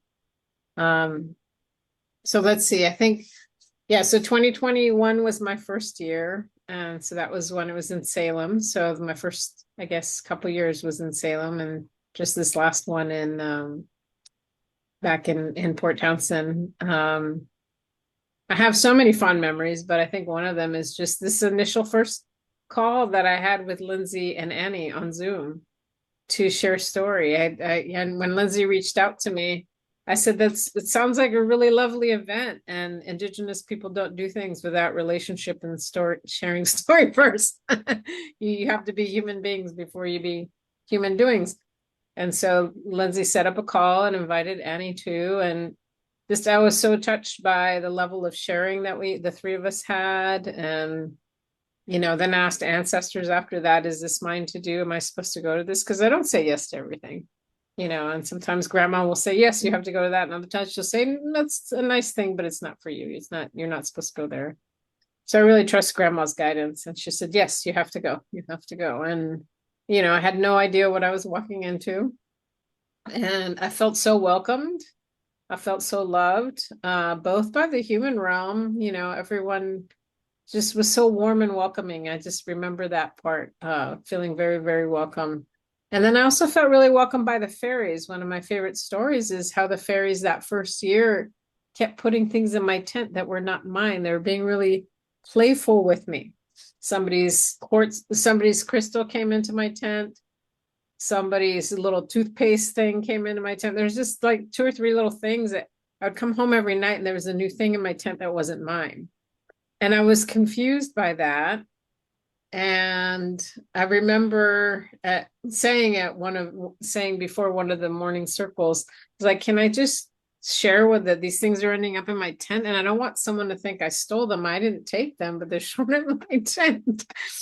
And I want to give them back to who they belong to. And I remember someone there said to me, oh, the fairies really like you. When they like you, they bring you presents. And they're just welcoming you and playing with you. And it was so sweet. It was just really, really sweet. I felt welcomed by both the human and the non-human realm in such a sweet way. I think the other thing that really touched me too is just how playful the space is. I'm at a lot of spiritual gatherings, and sometimes they can be very serious.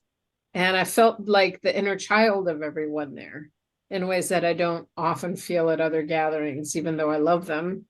And so that part was really meaningful to me too.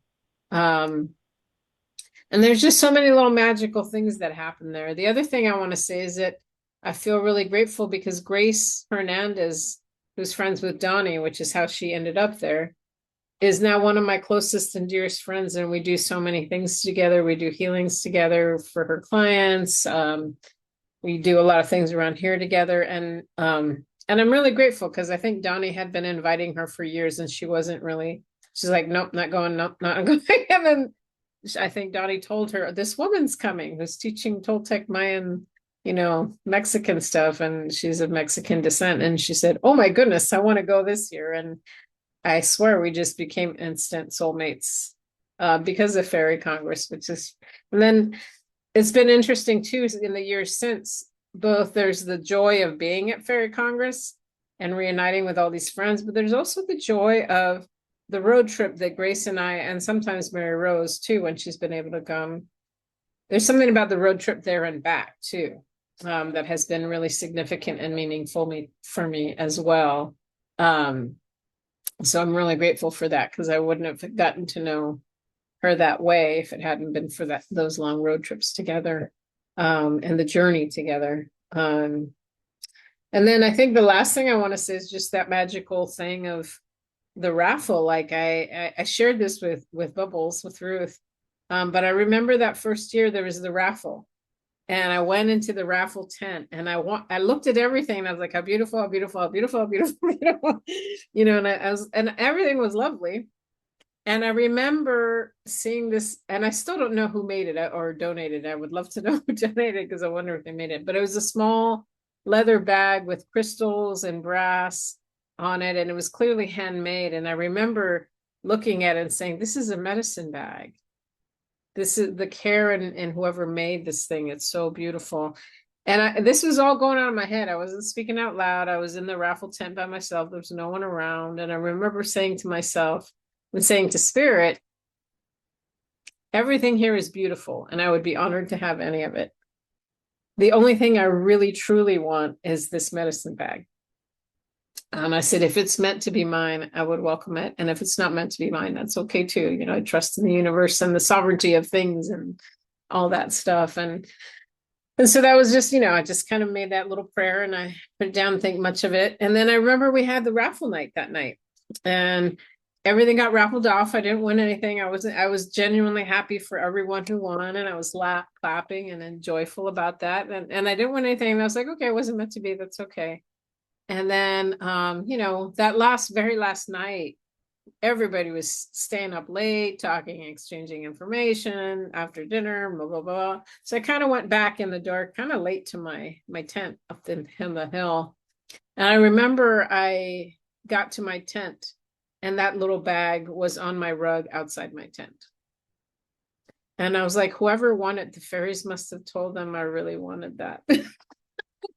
And I just started crying. I got really emotional. I was like, so again, there was just so many little magical things that happened that first year.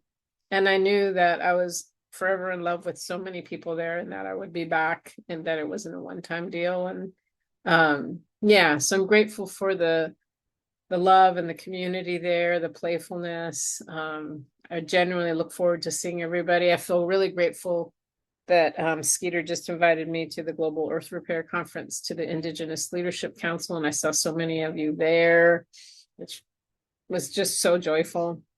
And the last thing I'll say is, a person of color, as an Indigenous person, I have a lot of elders in my life that are Black and Indigenous especially, and it's really settling for my nervous system to have elders who are of European, American, white descent, whatever you want to call that feel like genuine elders to me, that I love and trust, to go to as an elder with questions. I just went to Mahela with a big question I have with someone I'm working with here, and if the first thing that happened when I was working with this person has this entity enmeshed in her.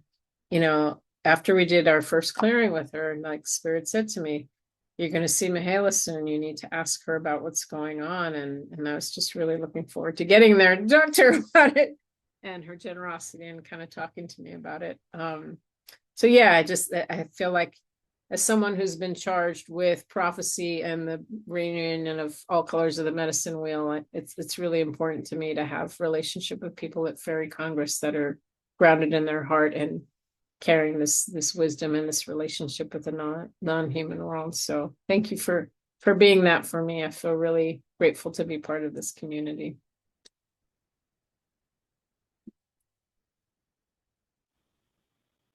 Thank you so much, Brenda. So we have a couple of people left. Jen and Maria. Do you have anything you want to share?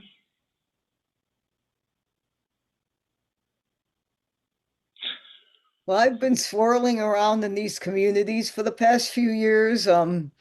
It's more time is emerging in my life, and I've been swirling in and out of Lorian community, and with Sid Dudgeon and her she meditations and in the Fairy Congress and Gaian Congress community. I've not made it into an in-person Fairy Congress, but I was kind of introduced by Bridget Bell, who is both a Pinhorn community member and a Fairy Congress attendee. Um, and she's my best friend. So, and she said in 2024, or it was no 2023, why don't you jump on the online Gaian Congress? I would highly recommend it. So I did, and it was beautiful. I mean, I had a beautiful experience. There was a still in the mode. It was a little more intellectual, like Soren Hag and Jaap van Etten and people like that were presenting. It was a beautiful experience. I felt very integrated and like it was a natural place for me to be.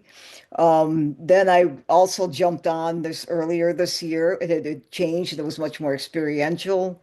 And that also felt beautiful. So I've been kind of swirling in and out. I've contacted David Spangler about a year and a half ago in person, and we had some talks. He published one of my essays on his forum, and we had a discussion on it on the book club. So I'm kind of like integrating into the communities more, and I am very appreciative that they could exist because this is the future. I mean, we this is where we need to go. I mean, and it's dire. We need to reintegrate with nature and Gaia and each other and the fairy realm and the spirit realms. And it's serious. And I also work with my city council here in my community. So I've been trying to bring some of these ideas into my community, some of these experiences and some of this heart in physically in government. I mean, it's like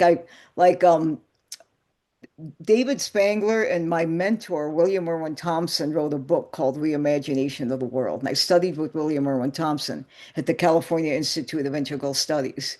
And that's kind of how got introduced to David's work originally. This was in the mid 90s. Then, recently I've been reintegrating with Florian and David, connecting with him. Um, and the Finhorn crowd and the Finhorn people, like somebody had talked about Dorothy McLean, made a big impression on me. And I was introduced again through William Irwin Thompson back in the mid 90s to these people in this community. Um, and one of the people that was working at Finhorn was John Todd, and he was creating these waste management processes, these tanks where natural plants were used, and it was very integrated in nature. And there weren't any chemicals. It was like you put the waste on the end. He had this way of connecting these tanks, and on the other end they had natural drinking water. So I brought this to my city council, you know. So I'm like, I mean, I have no qualms about trying to make things work that seem impossible in this day and age, you know. So I mean, it didn't get integrated, but my city council member that I work with was very intrigued by it. And when it came time for our mayoral election in January, he wanted to appoint me to his seat if he got elected. So he didn't, but that's just one more swirl of the labyrinth where I want to make my world work. And, I love this planet and I love people who are aware and are connected. And, I'm trying to find innovative ways to make my little being work in an integrated way in this world. And I bless you all. And I hope I can attend a fairy congress. I hope it gets revived in a way that's more integral if whatever is needing to happen, why there is a break at all in the manifestation of it. But I trust that. And since space is opening in my life in new ways, I hope to become more involved. And bless you all. And thank you for being who you are. Thank you, Maria. Jen and then Mihaela, and then I've got some photos I wanted to share with you about just sheer joy. Jen, do you want to share anything? What are your memories? Well, first I just want to share that I'm feeling a little turtle like in my shell, and I'm gonna like slowly let my head pop out a little bit. Um, but my first Fairy Congress was 2 years ago, and it was at the beautiful land outside of Salem. And I remember, I think there was a woman, Annie, she was sharing how, you're driving through through these fields, and it was like golden grass and nothing really around. It was really dry. And then all of a sudden I'm thinking to myself, where is this place? Like, is this some kind, alternate dimensional universe I'm going to be stepping into? And then just seeing the trees and then winding down and down into the land, and just how magical and incredible that space was. And the grandmother tree, I just love that grandmother tree that we all put little gifts and presents around. And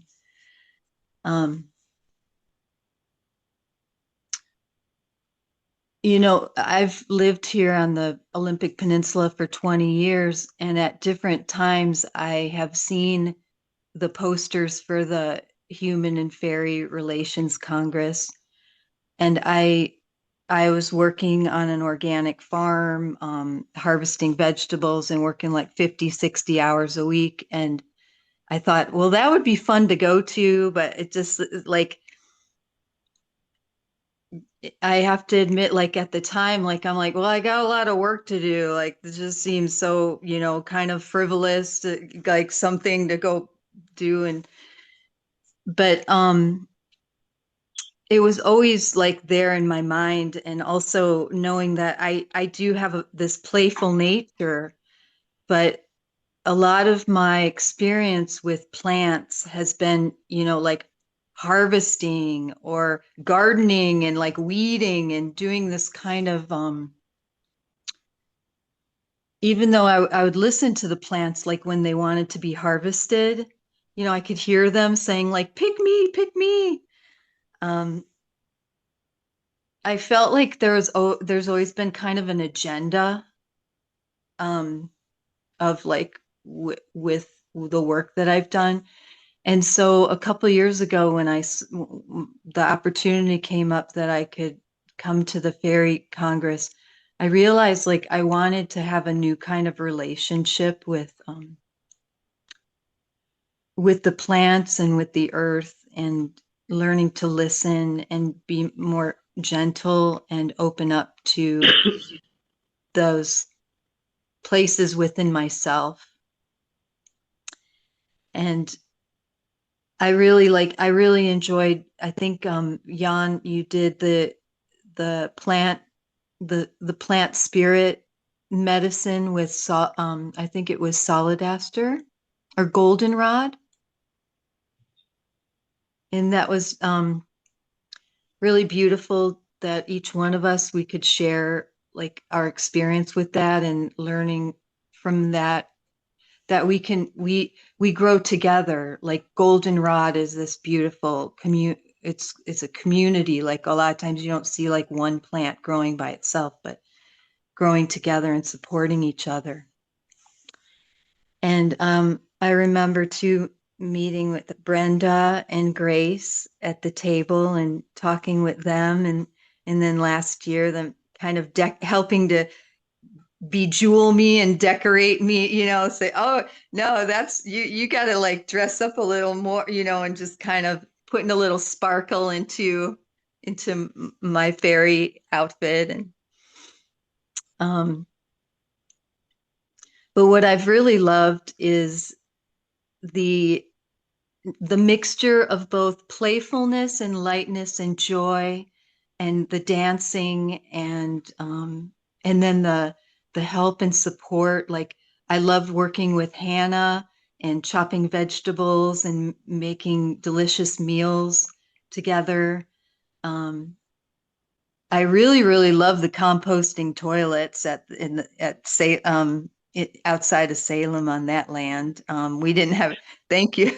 Yeah, I kind of missed that at the last year's. And then I think, let's see, what I wanted to share was the mixture of the playfulness and the joy, but also the deep ceremony. That was something I think that I've really, really loved is I think it was Aislinn. She did this amazing, it was a ceremony for the whales and the water that was at the land there 2 years ago. And that was just, it was so deep and profound. And I realized that something in me also could hold space in a new way that I never really experienced before. And so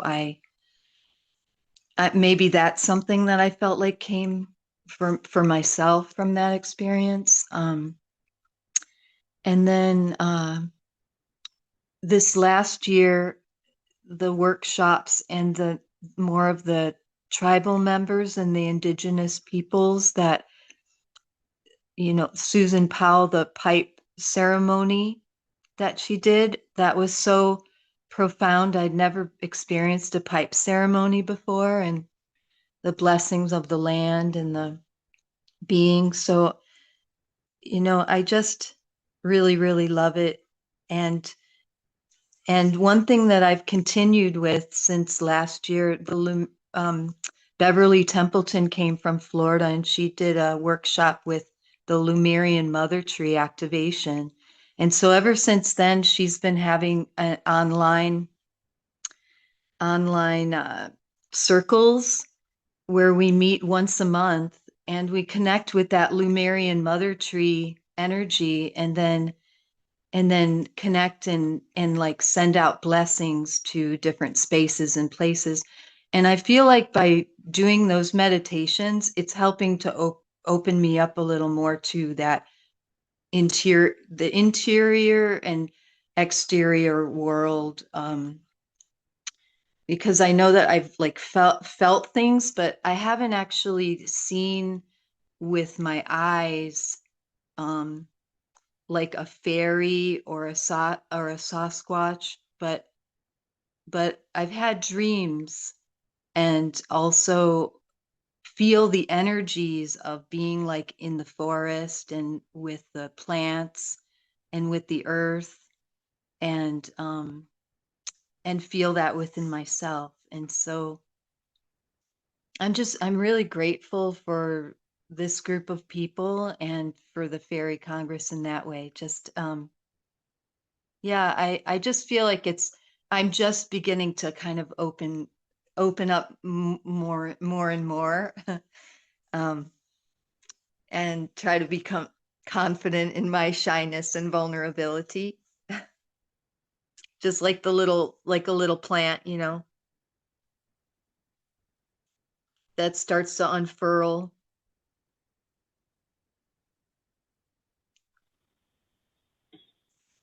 Thank you, Jen. Thank you for sharing. Yeah, you're welcome. Thank you.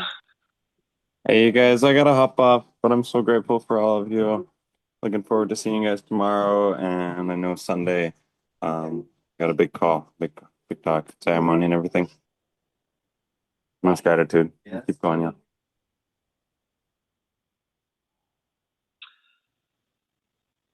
So one thing, I wanted to share some photos if you're still hanging on here. Couple of things that I remember I remember at Scalitude, this woman came over to me. She was kind of in a bustle. She came over and she was like, "Do you sing and dance all the time?" Which is such a funny question, because it's like sometimes you're like, you have no idea how serious I am, girl. And then she was like, and I can't remember what I said. because I was taken back a little bit. I thought it was kind of a funny question. And then she kind of ran off in this frivolity. And I remember once at Salem in Oregon, this guy came again running over, and he was like, "What have you done? What did you do? I have never been so happy in my life." It's just like, all right, let's show some photos here, and then we'll do the blessing from Avalon. Okay, so this.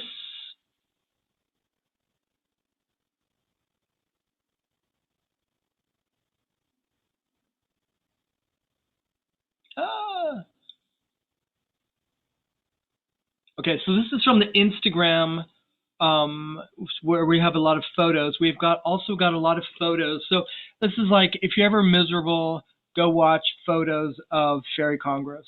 Like, people are just happy.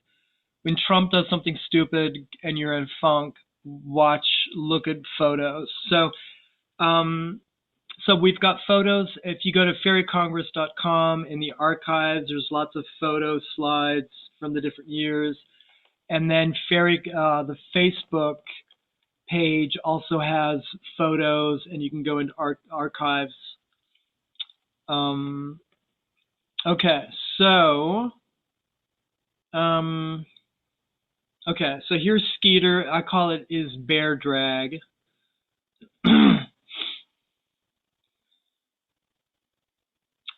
This to Alicia. This is such okay, I'm just gonna skim through these. This is such delightful. This is insane. This was this one guy who had this like tremendous beard, and we just had to deck him out.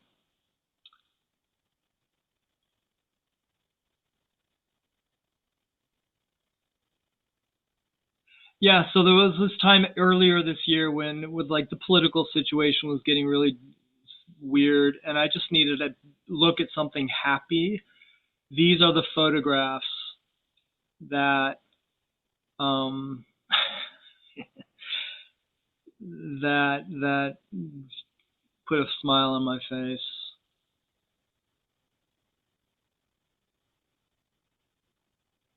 So this is me. This is actually my 50th birthday, and people threw me up in the air.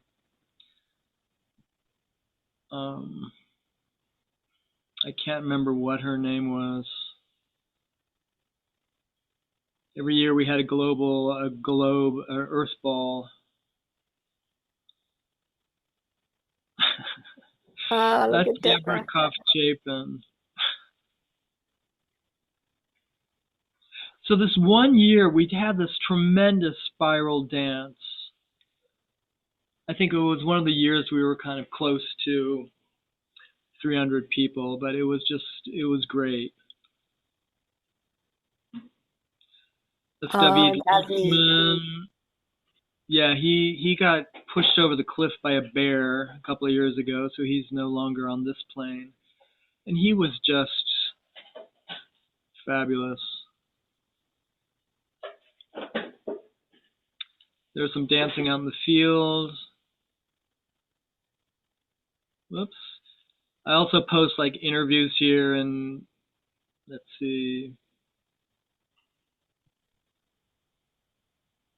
More interviews, but we've got, this is Dan Namikin, who he was so sweet. He came to Fairy Congress once, and he was the last person to leave. He just like, you are my people. He loved it so much, and he was so funny. And that's Terry. Both of them were at Global Earth Repair this last weekend. Yeah. This gentleman was fascinating. He showed up, and he is a trans man, a female to male trans man, but he did his whole transition using pine pollen, which is a testosterone generator. He did this like completely naturally. And he broke down in tears telling us that he used to be a woman, now he's a man. and we just kind of like surrounded him with love. And I don't know where he is now, but this man was like phenomenal. And look at what he's wearing. I mean, these are the screens, silk screens that Deborah did, running across the field. Oh, this is a fun one. So we had 1 year. These are all naked people.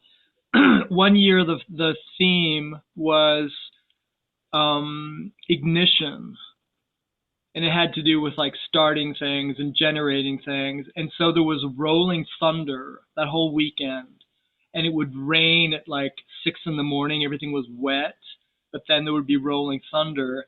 And then it would like, we would have thunderclaps at 7 a.m. Like nature pushed us out of bed, like get up. But at some point it just did a downpour for like 15 minutes or 10 minutes. And this whole group of people, their response was to like just take all their clothes off and run out into the field. I was like, this is great. That's Shoshana. More people in the running in the field. Oh, this is sweet. There was a couple who they got married at Scalitude, and they asked me to officiate their wedding. And this is kind of funny because I'm in air, I'm mid-air. Their little kid is crawling down into the crossroads, and they're kissing. There's so much going on in that photo.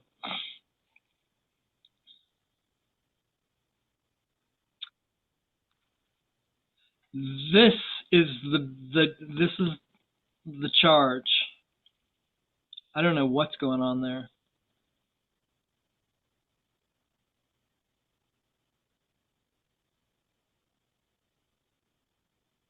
Oops. This is like the first year this somebody took this photo of this orb, and this girl, the orb is like as big as the person. There's Lindsay.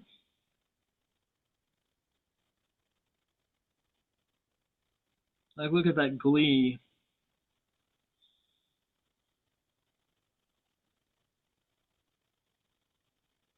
Oh, so this is this guy had written up a review of Fairy Congress. I don't know where it was, like in some magazine, and he said Fairy Congress is where the wolves howl, the women cry, everybody is so good looking. Even the ugly people are better looking than the ugly people in the network world. The angel wash is a flood of non-judgmental tenderness and fellow feeling, and this just sums it up. I'm not much of a frolicker in person, but here I frolic. That was a testimonial. Okay, here we are back. There's Orion. I think that's kind of it. All right, so I've got the, I'm going to try to find this. We've got the blessing from the Avalon fairies.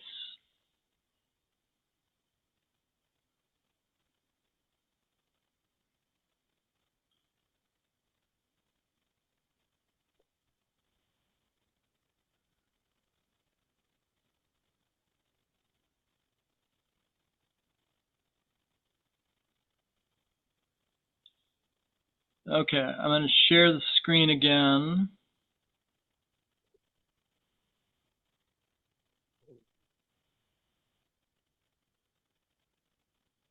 And you might have to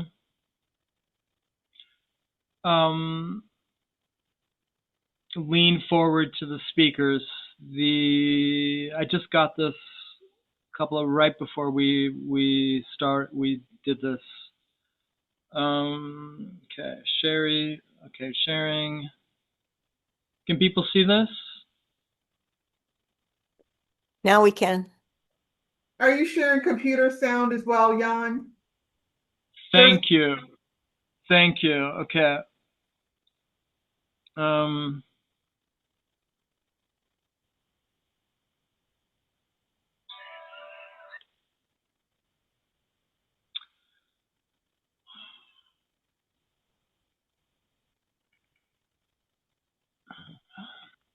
Okay, I'm looking for a computer sound. When you open up the share, whatever the screen is that you opened up to share, it'll give you an option. There's a little button that says also share computer sound. Yeah. Okay.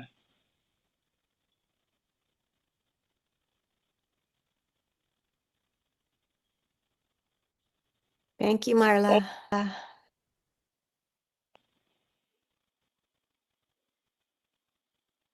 Okay, can people see this?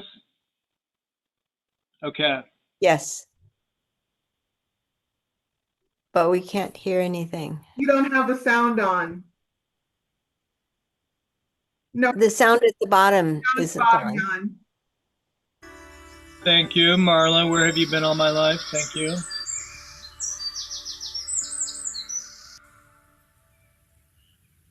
Welcome. Welcome to all of us friends of the Fae, of the magical beings, of all the beings of Gaia, and below and above.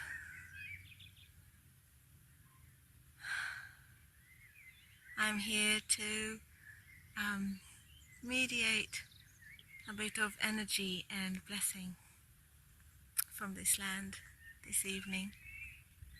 This is Friday evening here in Glastonbury, UK. Behind me is Glastonbury Tor, and I'm sitting next to one of the fairy courts of this land.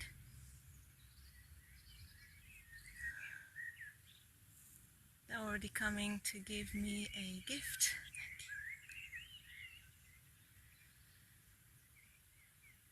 She's going to my heart.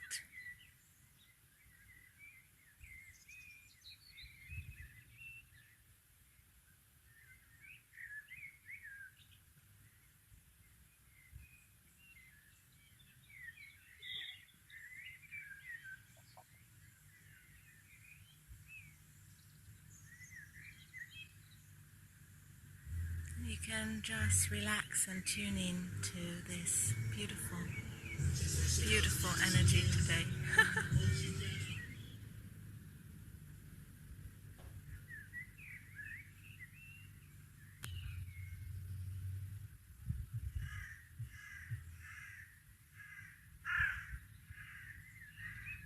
And the crows are speaking of change. So they're showing me a wand that I'm holding in this hand.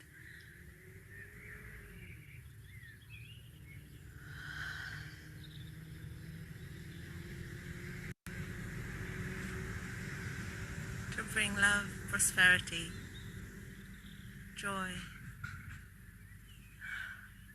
thoughtfulness, generosity,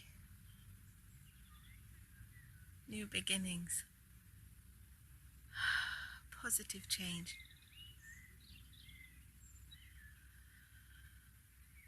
And the release of what no longer serves. Thank you. And there's one other blessing that is coming from the She, the beings who live under the tall, the beings of the hills.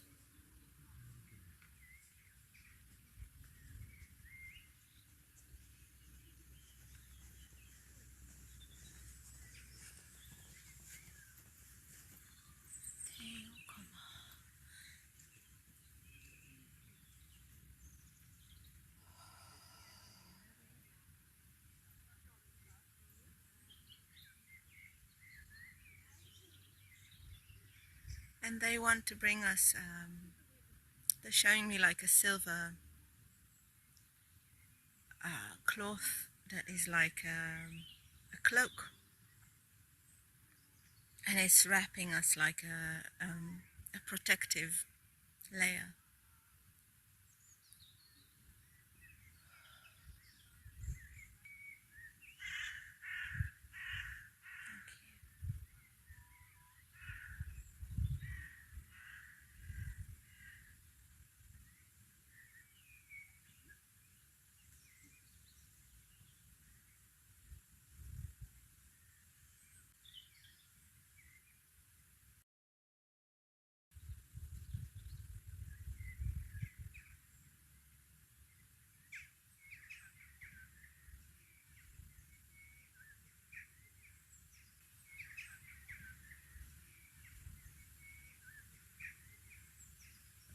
Hey.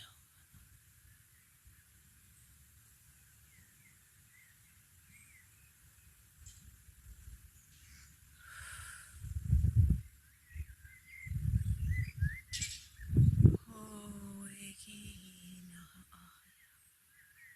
Oh, hikina. Hey.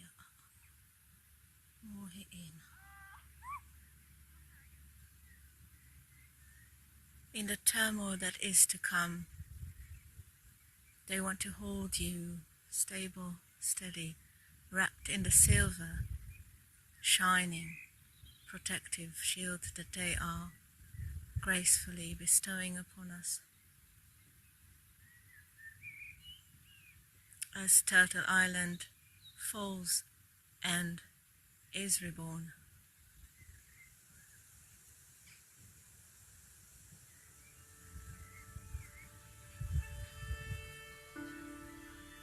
You will hold steady, loving,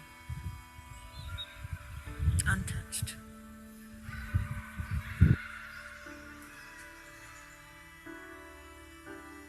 In the beauty of the unfolding.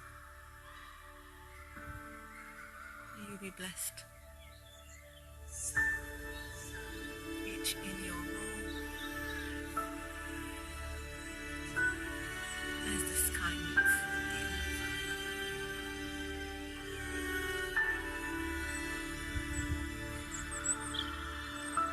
We give thanks. We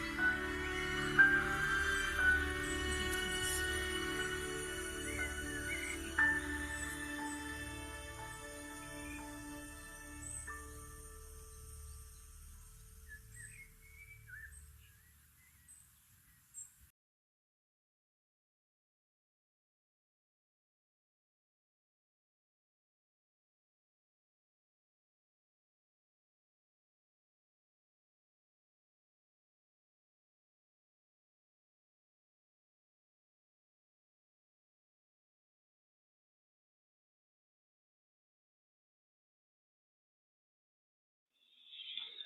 Thank you all. That was the first time I'd seen it. That was a blessing from one of our friends in Glastonbury. A blessing and a gift from the she.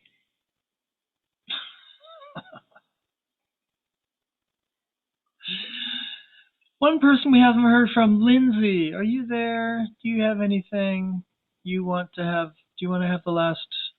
Who gets the last word here? All right. I don't think she's there. Mary, you got your hand up. You need to unmute. I'm not claiming the last word, but I wanted to give a shout out to Lawrence. I'm I Jan, when you and I were talking, I was driving back from California. I was driving to California with Lawrence's CD blasting, and he has been such a gift to the Fairy Congress. And so he has a CD. If you what I'm blanking on his last name. What's Lawrence's last name? Cole. Cole, right, right. Cole. Yeah. So, look him up. I don't know if he's on Spotify, but I think you can go to his website and you can get his songs.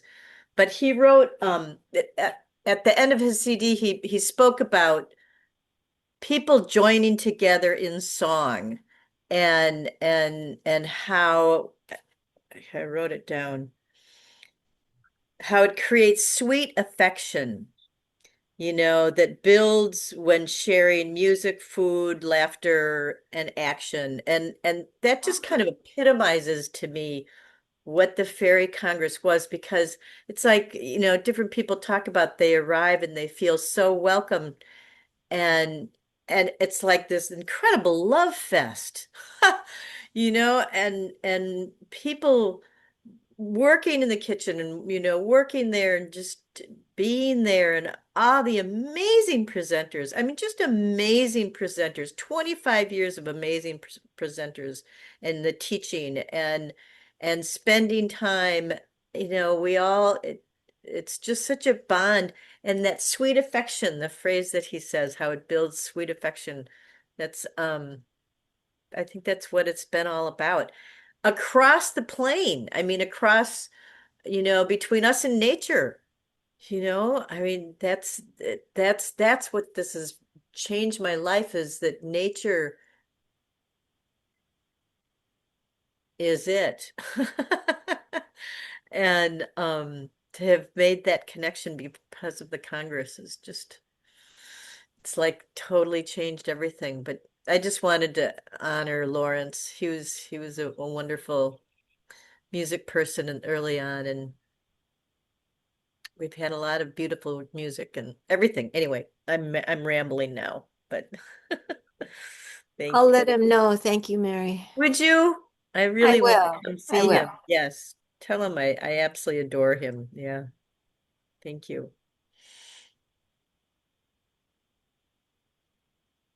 Okay. Any last words? Any comments? Blessings? Beautiful comments, everything that everyone said. Thank you. This Thank was you, So a Jan. blast. Thank Yes. you, So we're Jan. gonna release the spirits, our helping spirits in fairy form, the dragons, the Sasquatch, the people who have walked before us, our ancestors who have helped to create this amazing gathering, the elementals, the north, the west, the south, the east, the gatekeepers. Aho, Ashe, Amen. Thank you so much for your love, for your dedication, and may we walk in good ways with our communities. May we walk in love. May every drop of your sweat be a love song, and may every step be a prayer. Thank you so much for making this fairy tale real. Oh, love you all. Night. Thank You you. thank you, Jan. Love you Thank you. all. Thank you, Thank you. Jan. Could you Thank tell you, us? everyone. Love you, love you. Thank you. Thank you. Could you remind us? Fairy blessings. Could So you? tomorrow at noon. So if you got the message, we're doing shamanic journeys to like what's the next step in our evolution. Yeah. And to remind people that there is a gathering of people who are going to be involved in the structure of the Congress. We're shooting for doing that in person in like the first weekend of August, I think. Yeah, for Llamas. Right, Lamas, yeah. So we can see each other and bond. Yes. Yeah. We're already bonded. Bond in the new structure. Yeah, yeah.